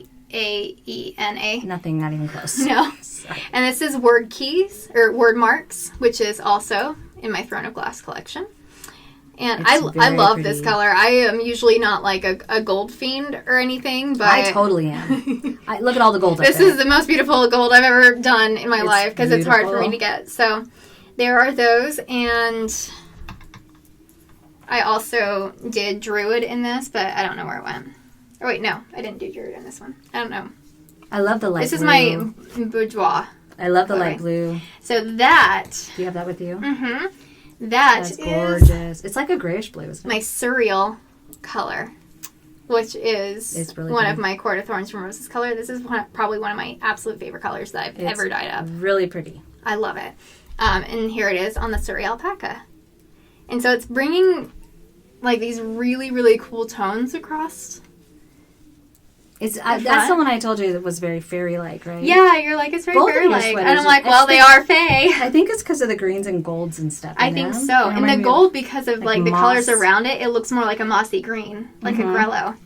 So these are the 2 sweaters that I'm coming out with. They're pretty. But yeah, this one will be released during Stitches in Chicago. And we'll have kits. And check out Beautiful Sister. And it's SYSTER. They have some beautiful bags. They do. But I love mine. I've been using it since Stitches. They have a big butt on the bottom. Like, it's just like... It's, like... nice and rounded. It expands. And it matched my project I was working on. That's true. That's important. Which was... Well, it's something I showed on the last podcast, but I did finish the gray one. That's true. Do you want me to show it right now? Yeah. My turn? Yeah. Okay, I'm going to put this down. Okay. Grab it. I showed in progress last time. This is my first sweater design. I'm so excited. So it's the Inspire Me sweater, and I made a gray one, which I showed last time. Mm-hmm. And it's mohair fingering held double with some bobble details and some slip stitching. But behind these little slip stitches is just mohair. So it's really cool how it works. But this one, the gray one I made with sleeves that were tapered and had bobble details on them. But then, and this one has waist shaping that I did do some waist shaping on this one. And then I thought, you know what, I'm going to make a second one because I have some other, I want to try some things a little bit different, see how they turn out. So I made it on my new colorway, Grapefruit, which I have sold so much of this grapefruit in the last month. It's so pretty, that's why. It's even blowing out. It's a peachy, pinky peach. I think it's actually coming pretty true too. Right, it's a pretty shockingly beautiful color. Close up, it gets very blown out. Oh yeah. But this sleeve I did differently. I love that. It's not a huge bell sleeve, but it's just like a little dainty little. Yeah, and then I did the mohair detail on it. I think I am going to change the edge. I'm going to take out the cast off.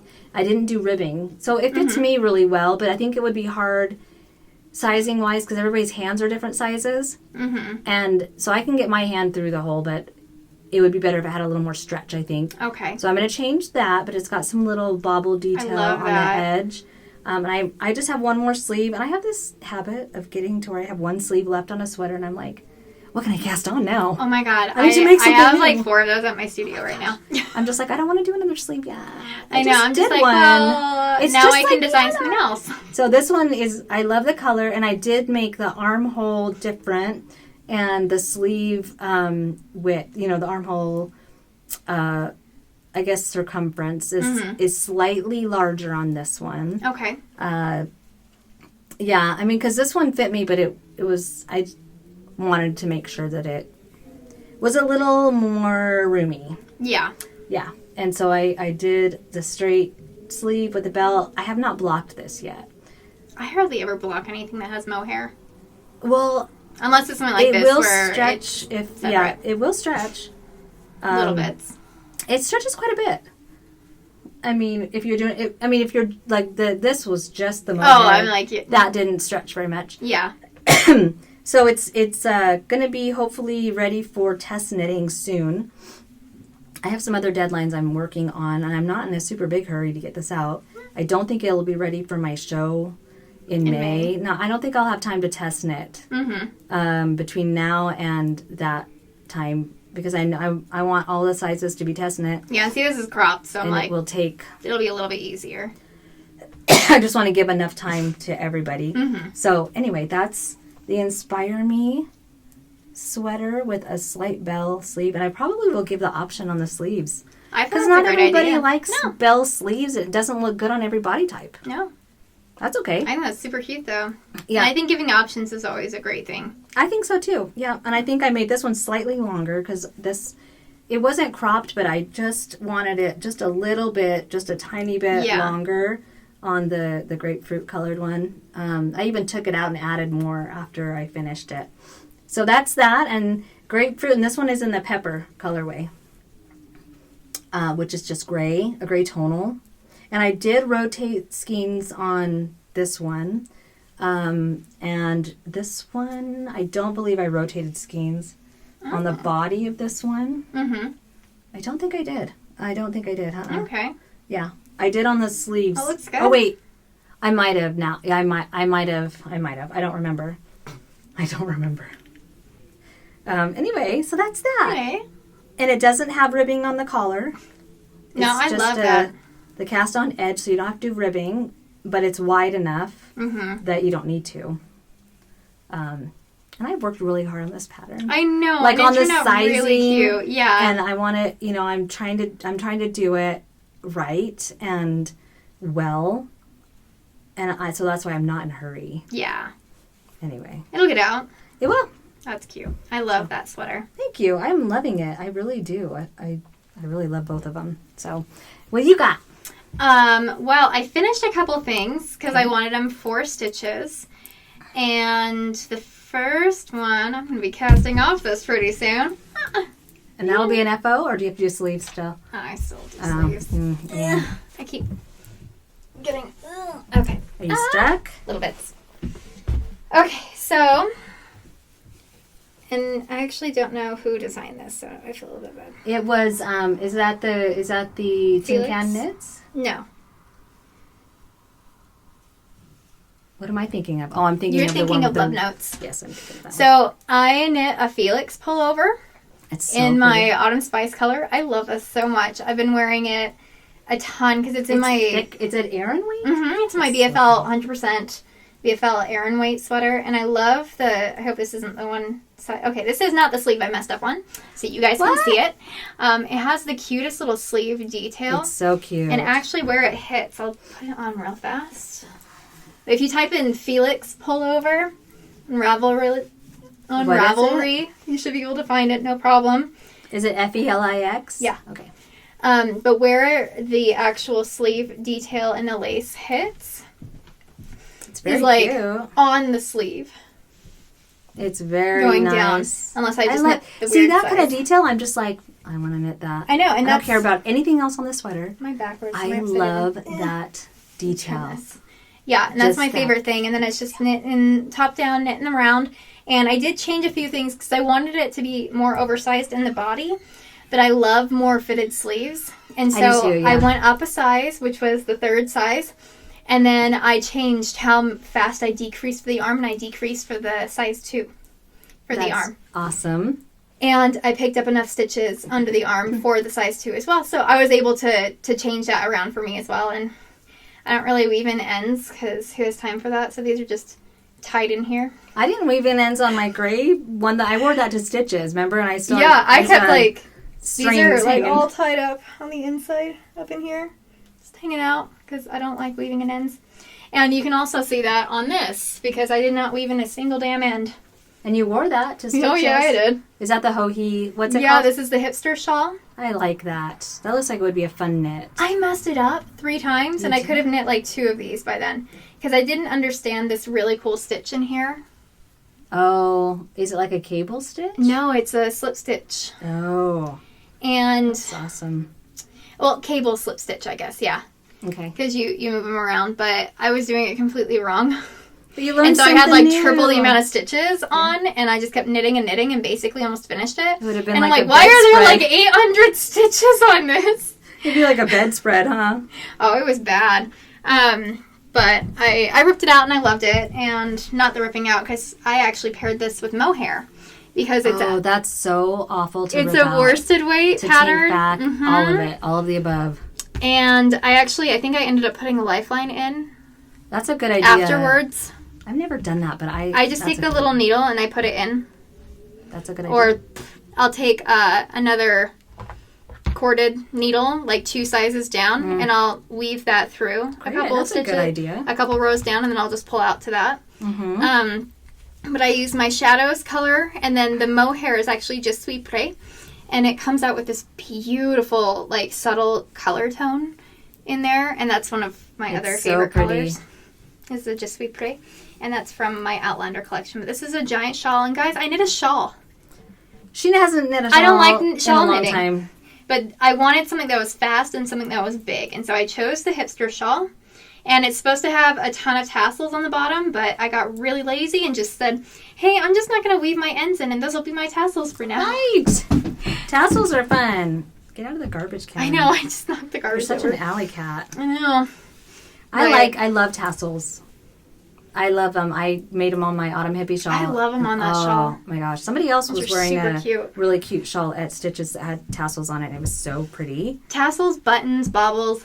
Things just like make things. I love that. I got some beads at Stitches. I'm not going to pull them out because I broke one of the bottles they're in it, so it's a mess. I'll show. But we bought beads. I'm going to make something beaded. I'm really excited because I went to one of the booths after like we were like mentally just done. Yeah. And I got us these really cool Flegel beaters.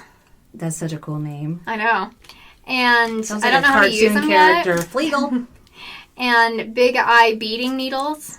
And I'm excited. I want to make something. Too. Even if it's just like a hat or something, I want to practice. Throw something in there. Yeah. Yeah, we saw over at the Yoth booth. Yes. They had a bunch of these, and they were really good price, actually. But I'm planning on adding beads to my night court sweater when I design that later this year. So I'm really excited to learn how to put them in the knitting, honestly. I think it's cool because I used to do crafts with beetles. With beetles? With beetles. With beads all the time when you guys were little. I got a ton. I know. But they weren't this pretty. These are stunning. But yeah, I'm super excited because I think it's just going to add another fun element. And I do like too. We've never done anything like that before where you're knitting with it instead of like stitching it on after. We're probably being laughed at right now by people that have done it. And they're like, they have no idea what they're getting into. They're like, that's nothing. They have no idea. But it's going to be so bad. They're going to die. They're going to hate the project. No, I'm excited. I think it's going to be great, honestly. And I think I'm going to use the Flegel, which is like a teeny tiny little crochet hook that you string through the bead and pull it onto your stitch. I think that's the first way I'm going to do it. With your Schmiegel beagle? With my Schmiegel beagle. With my pretty. Isn't it Schmiegel? He doesn't say it like that, but yeah. That's closer. There you go. Thanks. There you go. All right. You got it. Thanks. That was my grudge voice. Yeah. Totally. It's like a mixture in there somewhere. Okay, go ahead. You got it. Sorry for the distraction. I'm here for your distraction. That's right. That's what we live for. Seriously, I think Eric's getting sick of it, though. Of our distractions? No, of my distractions. Because we're watching Survivor, and I just keep like... And he's like, what? I'm like, are you not, like, excited? Are you not shocked? And he's like, I'm totally shocked. I'm like, then I'm going to look at you.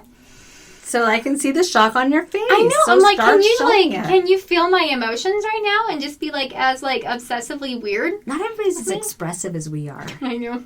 I've learned that. And I'm super expressive. I've learned that, like, it's like, I understand. My annoyance level is pretty spot on, top notch. I'll be listening to a book. And something will happen, and I'll be by myself, and I'll be like, "You are kidding me! You did I know. not! I know. No. I'm like, no. You nuh-uh. You're like, shut up! That did not just happen." Yeah. Or I'll just start laughing so hard. Me too. I did that in a book the other day, and I think I did it on a podcast the other day, and I just like lost my shit. Podcasts. I listen to podcasts all the time, and I will do that. I'll laugh my butt off, but sometimes I just need humor. I know. And we don't interact that often. No. So. I don't interact with human beings that often. No. I mean, you and your cat are tight. But we're tight. We are. He knows all my secrets. Oh, seriously. Even if he doesn't want to know them, he knows them. I mean, most of the time he's sick of it, but sometimes he's like, tell me more. What did she do? I cannot even. That's what he'll do. The elbow and everything. Yeah. With the elbow, with his paw. So interesting. But I think that's all I have that I've knit on. What about you? I think that's all I have. Yeah, it was only 4 sweaters, but I'm kind of in the mood I'm in the mode. Oh, I seriously think it's sweater knitting time. We should do? A knit along, because we actually did this before 2 months. So I just put so much pressure on us. What? I didn't hear anything. What? But what should we do? We should do... I don't think we showed our yarn last time. Oh, do you want to do some shameless self-promotion? What? Well, since you brought it up, we might as well show some of our new colors. Okay. Because we have come up with so many new colors. Yeah. Even since last time. Can I promote something really quick of mine? I just put out a My Little Pony. Oh my God, that's right. My Little Pony advent calendar for July. It's going to be July, Christmas in July. Because a lot of people...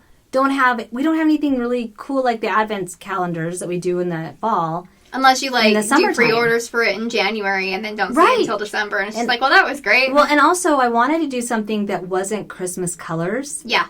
And I am so inspired right now by the My Little Pony colorways. I'm serious. If I was ever on that production team, like, I feel like my life would just be so colorful.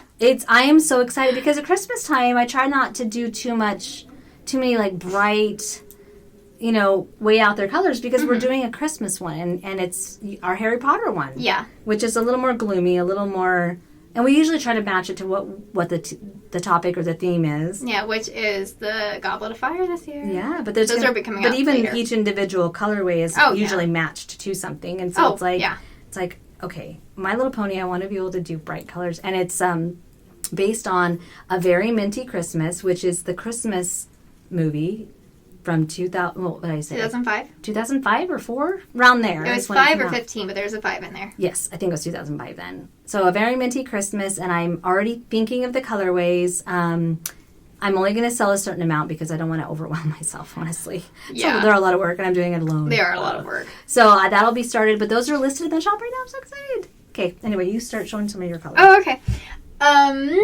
Okay, so I will show off. And it's totally showing off. Let's do it. I don't remember what I named. I haven't named it. I haven't released this yet. Ah! Okay. So, as you saw before, my Throne of Glass series yarns are coming out slowly because I love them and I keep getting inspired. You're the boss. You're the boss of your stuff. So, here it is in 2 different bases. I was trying a new 100% base and it just sucked up all that dye, so that was pretty cool. But I thought you were going to say it totally sucked. It totally sucked. It sucked. Sucked it all. So here's Fire Heart. Sorry. And here is, in the skein, the... it's so pretty. I love it. The word marks. And I don't know why I still have this here, but this is Court of Thorns and Roses colorway. I don't know why I brought it. It's so pretty. It's just so pretty. It's Pool of Starlight. And then this is the next one to go in, but I don't think I put it in the shop just yet. That's really pretty, too. I love this color so much. It's got kind of an orangey glow about it. It took me a while to figure out how to get that orange in there, but there's a ton of that dye in there. It's pretty. I love it. So that one will be coming soon, and I don't have a name for it yet, but don't worry. There will be one probably before this goes up. So there's that one. And then I did a yarn club, or I did 2 yarn clubs recently. One was Sabrina inspired, and so here's the color for that. Which is it still available? Mm-hmm. Oh. So this is Forest of Torment. I'm keeping it in the shop, and I'm going to keep it for the Chilling Adventures of Sabrina collection. And I'm so happy. It's really pretty. Thank you. It's from... like the purples and mauves, and yeah, it's really pretty. But it's based off the 3rd season. And I actually have a lot of these here today because I have to figure out which ones I want samples knit in, which I already have sample knitters for them ready to go, but I drag my feet because I don't know what I want. And then I had a Gothic Daydream club. That's pretty. Just this like one. A navy and grays and stuff. Mm-hmm. But I'm not showing it very well because within it, very subtly, has like little pops of yellow in it. It's more of like a little oranges, but it's so subtle, and it only has it in parts of the skein. So a few parts that I can't find very many, but I absolutely love it. I see some in there. Yeah. So I think it's a really good base color. Mm-hmm. I do too. I have to stop myself from knitting things in navy because I always pick navy first. I do too. For a couple things. I need a good navy, like, tonal. But I think it's, like, a really good base color for a sweater. Yeah, I think so, too. Just that, like, I think navy goes well with everybody. Oh, here's some of that yellow in there right there. But, yeah, so just subtle little hints of it throughout. And then, here's Druid. Here's my Fluffy. It's so pretty. I love it. It's such a warmish, pinkish. Oh, I know. I don't know. It's not like baby pink. It's got it's less pink. More personality. Yeah. It does. And this is that's pretty. Goblin Market. I love that. I had a colorway similar a while back, and I loved it. I love the pops of the green. Yeah, it has some of that teal in there. It actually is very reminiscent for me of Sky Nymph, which is one of my most popular colors I've ever dyed, because it has those subtle hues, but then it has that little bits of teal throughout. So those two would really fade well together. Was Sky Nymph the one that had a little bit of peach in it? Mm-hmm. Okay, that one was really pretty. Yeah, so, and... I like it. I'm a little obsessed with this color. I don't know what to knit with it yet, but I think it needs to be a garment. For sure. It would be really good for a color work color, That's what I was thinking. It's like the base color for a color work, and that's why I have it, because I don't... not for a base, but like in the color work. Oh, I know. I've thought of it would go with it so like much. a couple different ways, honestly. Like with color work and stuff. Or peach, even. Ooh, peach. Peach goes well with navies and greens. And this was a one-off color, but I still have a bit in the shop, and I think I'm going to keep it, actually. I love it. It's called Zombie Unicorn. Yes, that one I love. Right? Did it have a little bit of pink in it too? It does. Yeah. Oh, it's so pretty. That one I love. So it's just a spattering. That was the one that fun. I was kept wanting to reach around and steal, wasn't it? From your booth at Stitches Salt Lake City. No, this is brand new, Mom. Didn't you already have a zombie unicorn? No. Oh wait, no. That's Zombie Unicorn. This is something else. I can't remember now. I was like, Zombie Unicorn was the one that had pinks and stuff. I wonder if I named it the same thing. Whoa! No one even noticed. I'm really curious. No one's paying attention. I know. Guys, you got to tell me when I mess up. Because remember that one that I want that's like got pinks in it, and I was like, I'm just gonna reach around and grab steal it right off of your rack. Because it's like pink. It was like pinks with blacks, and I think it had a blue in it too. Yeah, no, I have Zombie Unicorn in the shop. Like, it's one of my standard ones that I carry. I'm curious. Maybe Disco Unicorn. Oh, I was like, maybe it could be Zombie Pegasus. Yeah, that would be probably the next step, because my brain only goes so far. Zombie Mermaid. Zombie Mermaid. I think I've had a Zombie Mermaid before. So Disco Unicorn.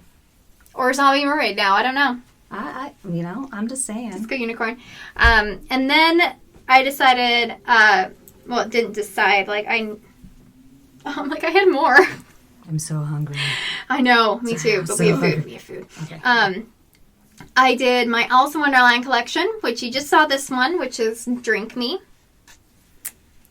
That's really... I think it's perfect for color work. Honestly, I got the color and I'm just like, oh my god. I love that color. I think it's beautiful, and I did... It gets blown out a little bit on there. It's more green in real life. It's got like an aqua green. Mm-hmm. It's so pretty. But I made it to go with a bunch of these other ones. Uh-huh. And this one is Who Are You? Who are you? That's the theme song of CSI. I did not know that. Yeah. Sorry. No, I love learning from your songs. I learned so much from your songs. In my head. And this one I'm really proud of, actually. This is the Dodo. And this is the only one I actually looked at a photo and tried to get across. A photo of a dodo? A photo of the dodo from some of the original artwork from the book, Alice in Wonderland. It's really pretty. I really, really like it. And so it has some of those softer orange salmon colors in it. But it's a lot of the blue and kind of more of a dirty. And it's more aqua in real life. It's not looking the aqua color that it's picking up. And it's so rich of aqua. I love it. Sea foams. And it's really pretty. And on the sea foam train, this one is Tea Party. That is pretty too. And it also fades in and out. Have you had a tea party in the past too? I've had a couple different teacups and fairy tea party. But this is just Tea Party for Alice in Wonderland. Mm-hmm. And then going a little bit more crazy. Oh, I like that one. This one is Hatter. And actually, this one is kind of taken from the live-action movie, more of his colors that he wears. I think this one's going to knit up really beautifully. That's one of those colors that you could use so many different tonals with. Mm-hmm. And tone it down. I think once it's knit up, it's going to be very toned down. But if you paired it with a bright, it would pull all those brights. It's one of those versatile ones that you could use burgundy, pink, green, brown, cream, navy, blue, as a main color with it. Mm-hmm. Or as a contrast color, I should say. Like brioching. Oh, that would be Oh, wow. Yeah, that would be really pretty. I mean, I act like I know because I brioche all the time. What it's like to brioche. And then We're All Mad Here is this one. That's the one I love. That one is so pretty. This one is so fun and crazy. It's got so many fun colors in it. And it's gothic-y, so it kind of reminds me of the cartoon movie, the live-action movie, and kind of a lot more of the tones from the book. It brings across that darkness. And also the video game, because I'm going to do a side-along collection of Alice Madness Returns, which is more of blood and rust and dirt and awesomeness. You had me at blood. I know, right? Well, I kept thinking of the Queen of Hearts, and I was like, she doesn't have any red. I know. I'm coming back with those, but here are these, and then I have two more that'll be coming out with the collection, with the collaboration I'm doing later on in May. So in about a month or so, I'll start showing colors of it. But here's my new Alice collection that I'm really excited about. It's so pretty. Thank you. And when I think of Alice, I don't think of those colors. Yeah. Which it's really cool because it's not like stereotypical. Yeah, I think it's really, and I had a few people commenting when I was talking about how I would be coming up with an Alice collection very soon. They were saying, like, I can't wait to see how you see it. Like, I can't wait to see your interpretation of it. Yeah. Mm-hmm. And it's like, that's so true because so many people can come out with all these different ideas. And all the ideas be the same, and all the colors are going to look different because it's how you perceive it, It's very true. And I love that. I love that about dyeing yarn and just art in general. And you can give 10 dyers the same idea, same theme, and it is really cool. Even to the same colors, they're going to do it different. Dyes. You can say, put this much on it, and they would come out different. Like, here are the colors. Like, yours and my styles. People know our style. Like, I mean, I can look at your yarn and be like, oh, yeah, that's Trysten's yarn. Mm-hmm. Same with yours. Yeah, because we all have our own distinct styles. Okay, so let me show some of mine. Okay. Well, I have a new brown that I came out with. It's called Mud Pie. I'm going to try to incorporate it into my earthy collection because my potting soil one is more of a... Like a reddish brown. Mm-hmm. Yeah, and so I wanted a cooler brown. So this one's cooler. I do like that. It's a tonal. That is good for color work, too. It really is, yeah. So I make some grande skeins in it too. Ooh, okay. They're sold. Sorry. Oh, never mind. They're gone. This one is Atmosphere, which is, yeah. Because I have my pepper colorway, I have white pepper. Those are more solid tonals. This one is got a lot more light in it, so it's like two-toned. Well, it's more than two tones, but I wanted something that... Two colors with various tones? I just wanted something that was a little more, it wasn't a solid tonal. It's like an airbrush through. Yeah, I just wanted hints of darks and hints of lights. I think that's always. I think that's so great when it's not the ideal for like a sweater because you'd have to rotate skeins. Oh, you need to rotate skeins anyways. Well, sometimes depending on how you dye the stuff. I'm just saying in general. Yeah, well, yeah. But I mean, it depends on the project, too, right? If there's a lot of color work, like this one, I'm not rotating. Oh, yeah, I don't rotate during the color work. I rotate after. But this one would be great just more for, like, hats, socks, two-tone projects or more than one color in it. For a sweater, you would definitely have to rotate. Yeah. And then I made one like that called Sand, which is the tan color because I just wanted a versatile tan. I have a solid one that is called Cocoa, but this one has got the lighter spots and the darker spots, and it's just so pretty. I love tans and warm colors like that. Yeah. Let's see. This one is called Meridian, which is blues. So it's got like hints of black in it, navies, some more true blues in it, and there's actually a little bit of green inside. So the theme, it's like, ocean type. So it's Meridian, oceany name. And then I've got one that it pairs nicely with it right here called Saltwater. But this one has hints of like a light aqua, very light aqua touch in it. So this one's Saltwater. But I was fading, making some fades. So I came up with those two. Very much in the blue. I don't have a lot of blue. Yeah. I didn't have a lot of blues in my shop. I haven't either, but I've been kind of on a kick. Well, my earthy collection had the green line. Yeah. And then I had the the manicure browns, pinks line. And I'm like, I don't really have a line of like really neutrally blues. When I say neutrally blues, I mean it doesn't have like pops of hot pinks and stuff in it. And then this was a brand new one called Cavern. So this, it's got the aqua, deeper aquas in it. I love aqua though. I love aqua. And it's got grays and pops of different blues in it. Smoky kind of blues. I like that one a lot. Thank you. And then this one is a blue again. Ooh. But I wanted to take my blues one direction with those ones that went towards like aquas in the sea. And then this one is more towards the sky. Okay. So this one's called Constellation, and it has purples in it. So it's blues and grays, like smoky colors, but I was thinking of like the night sky and purples. And I'll tell you why. Because I'll tell you as I go. So that one's Constellation. And then I have one more that I think I'm out of called Equinox. Is that? No. But I was moving with purples and burgundies into the peaches. Into the galaxies? This one's Nebula, and I wanted to move towards the peach colors and the burgundies, and it's got pops of like the gray in it. And I made this one Zenith. Oh, nice. It's Zenith and Nebula, so that one's got, so you can see it's going from the blues into the peaches. And then, of course, it goes down. I made my grapefruit tonal that my sweater's made out of. And then I made a light version, or a light with gray. That's pretty. This one gets blown out. This is Peaches and Cream. That is really pretty. And that one's been really popular, too. I had a hard time keeping that one in stock. And then, I'm almost done, sorry. Why don't you bring all those up? And I'll help you hold them. I only have one more left. Oh, okay. So these two, I made some tonals to go with the Constellation and the sea colors. I already had a navy. I have a navy one called Undercurrent that I've had in the shop a long time, and it's really popular. I like that one. And then this one's Jupiter that I made the sweater out of with the mohair. And this one is Twilight. So this is it looks brighter in, I think, on the screen. Yeah, it's a lot more blues. It's like a deep. It's more blues. You know, more blues, a deeper blue. And then the last two. I like that you're making tonals to go with your collections. I'm trying to. Because it's hard sometimes to know what to pair something with.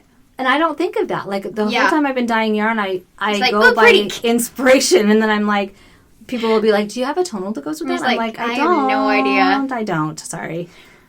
This one, was going to be kind of a one of a kind. I did write it down. Oh. This is on a 75-25 base. I only had 9 available. I think there's still some left. This one's Abalone. So that's a type of a shell with like teals and greens. Okay. And then this one. I like that. It's called Beach Sand. It is. This is Beach Sand. It's an aqua. If you guys remember my Ocean Mist colorway, it's the same type of tones in the base. And then it's got pops of gold and orange and green and teal in it. And it's a good pairing color. So it's a light dark. That is really pretty. Yeah. And so I'm trying to build up my tonals collection too. I've been working on that a little bit too, actually. And that's because I notice when I go to make a sweater. Oh, yeah. That's the same thing. I'm like, I have a black-ish that I'm getting out probably next week that's going to be called Why Is It Raven? Like a writing desk, which is going to go with the Alice collection. But I'm like, when I'm making all these speckly yarns, variegated yarns, I'm like, yeah, I want to knit all these, obviously. But then when I go to make a sweater, I'm just like, I want a tonal. I want a tonal to go with it. Or even color work, you usually need a tonal that goes with the speckles. Because I'm, like, obviously on a color work kick, and, like, I'm trying to get some things out for my Half Moon Tea, and I want to have 3 different kits available at some of these upcoming shows, and I'm over here trying to pair things, and I'm like, well, I want to have variegated, I want to have some speckles in there, and there's some people who are so good at pairing speckles on speckles on speckles for color work, and I'm like, how the hell are you doing that? I'm not good at that. Because it is difficult, and so I'm like, really okay, hard. I need to come up with some tonals to go with it so that, like, it all works out. And I have colors that I always am drawn to, so I'm like, I know, I'll make orange. Me and the purples. Yeah, purples. The I do a lot of burgundies, too. Yeah, the mauves, burgundies, like that family, and it's like, why? I've never been like that in my life. And then I started knitting, and I'm like, I like pink. Well, and I love red, but not everybody likes red. Well, it's because it's hard to find a good red. Well, and what's a good red? I've heard people say that, and I'm like, what is a good red? My ritual. Is that like a true, like, is it like a Christmas red? It's like bleeding. So it's like a deep... Yeah, it's like a deep red. It's like a black red. It's like a deeper, like, it's vibrant, but it's like dark. Because I have some red, like paprika. Yeah, you have good reds. This Jupiter's kind of a burgundy red, and then I have some more purple burgundies. But it's the same with, like, yellow. Like the cranberry is a red, but but when you knit it up, it kind of has an orange.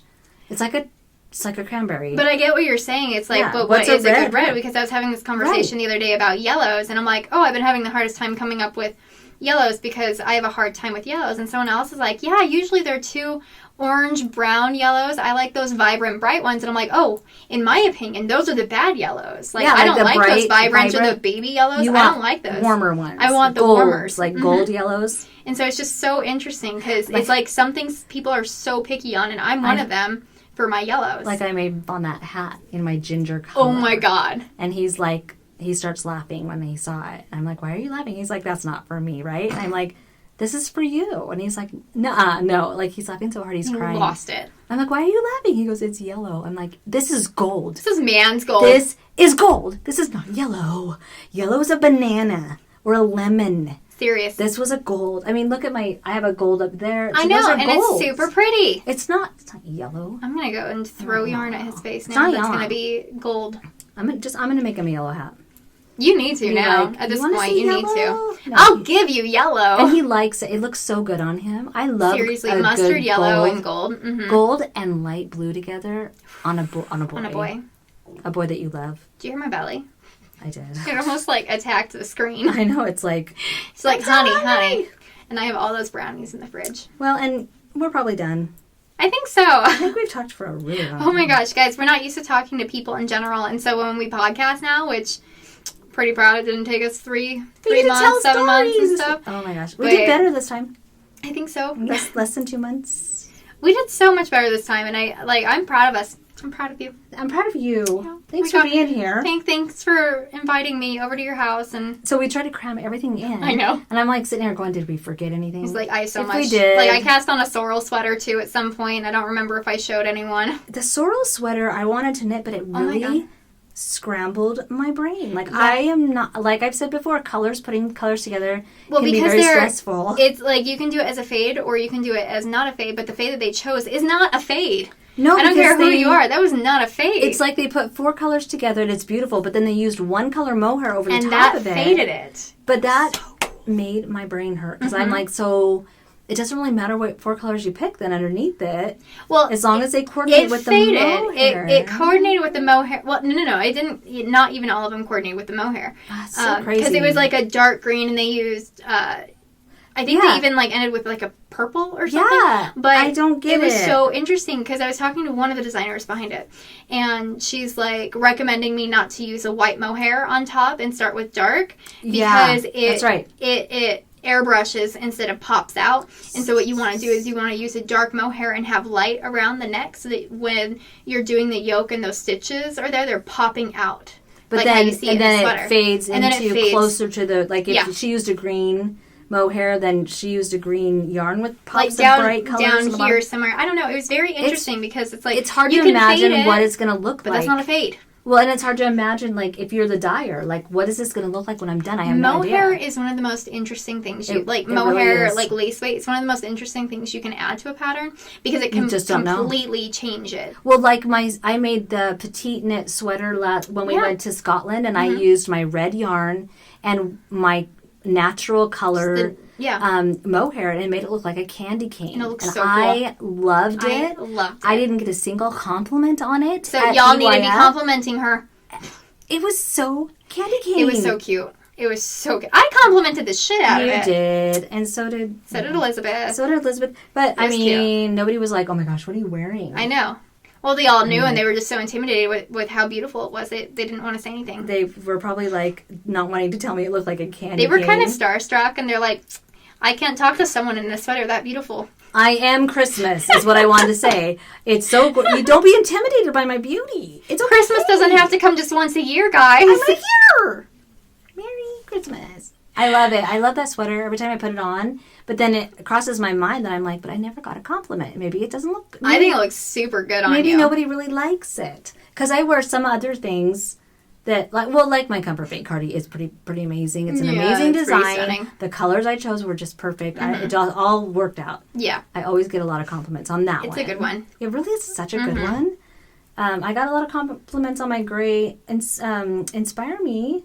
Oh yeah, because it's pretty. That's not released yet, so I'm hopeful about that. I think it's gonna be so great. I'm hopeful I won't be rejected as a designer. No. We're welcoming here. We love designers. Mm-hmm. We love everyone. We love knitters. We love everybody. I think I'm almost close to binding off, though. Do we want to stretch this out so you can bind off online? Oh, God, no. That's going to take forever. Okay. I'm just so happy with how this is going to look. It's going to be gorgeous. Okay. I do think I need to go home. Yeah.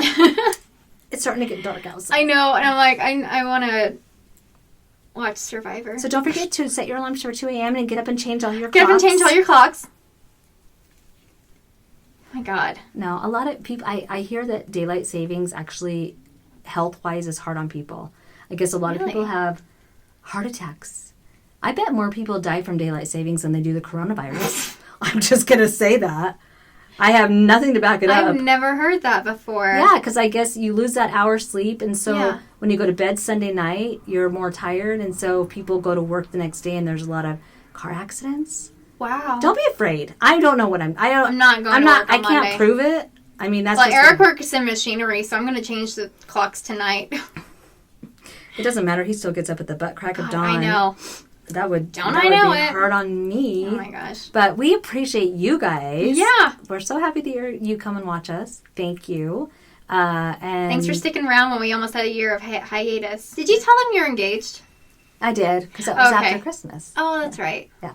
Okay, so let's say our goodbyes. Okay. All right. You guys, hopefully we'll be back on here. We'll be back. We'll be back probably a couple months after. Well, what is it? It's March. Our next show is in May. Well, we might do it before we go to Maryland, but we're not going to promise that. No promises. We will try, but we don't know what's. We're going to be getting ready for our show too, so we're going to be. Yeah, and I have 2 shows. Yeah, so we're going to be dyeing yarn like crazy. I'm planning on some other new colors coming out between now and then too. Yeah. So watch our shops. Seriously. Watch our Instagrams. Yeah, no, I want a gothic line.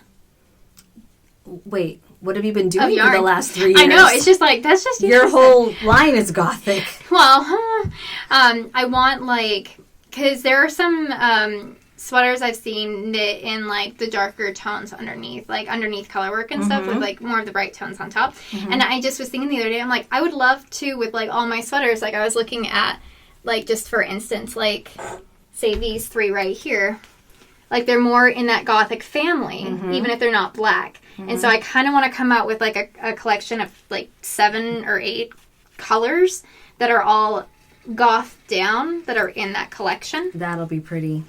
But, yeah, and I don't know. I never know what I'm going to do. And you're going bright and fancy. I'm going pastel. Dude, we would make a good color work together. I'm going to go pastel. I'm going to just do a collection of 5 or 6 colors of pastels for spring. But it's going to have an enormous amount of speckles. Oh, yeah, you were saying, okay.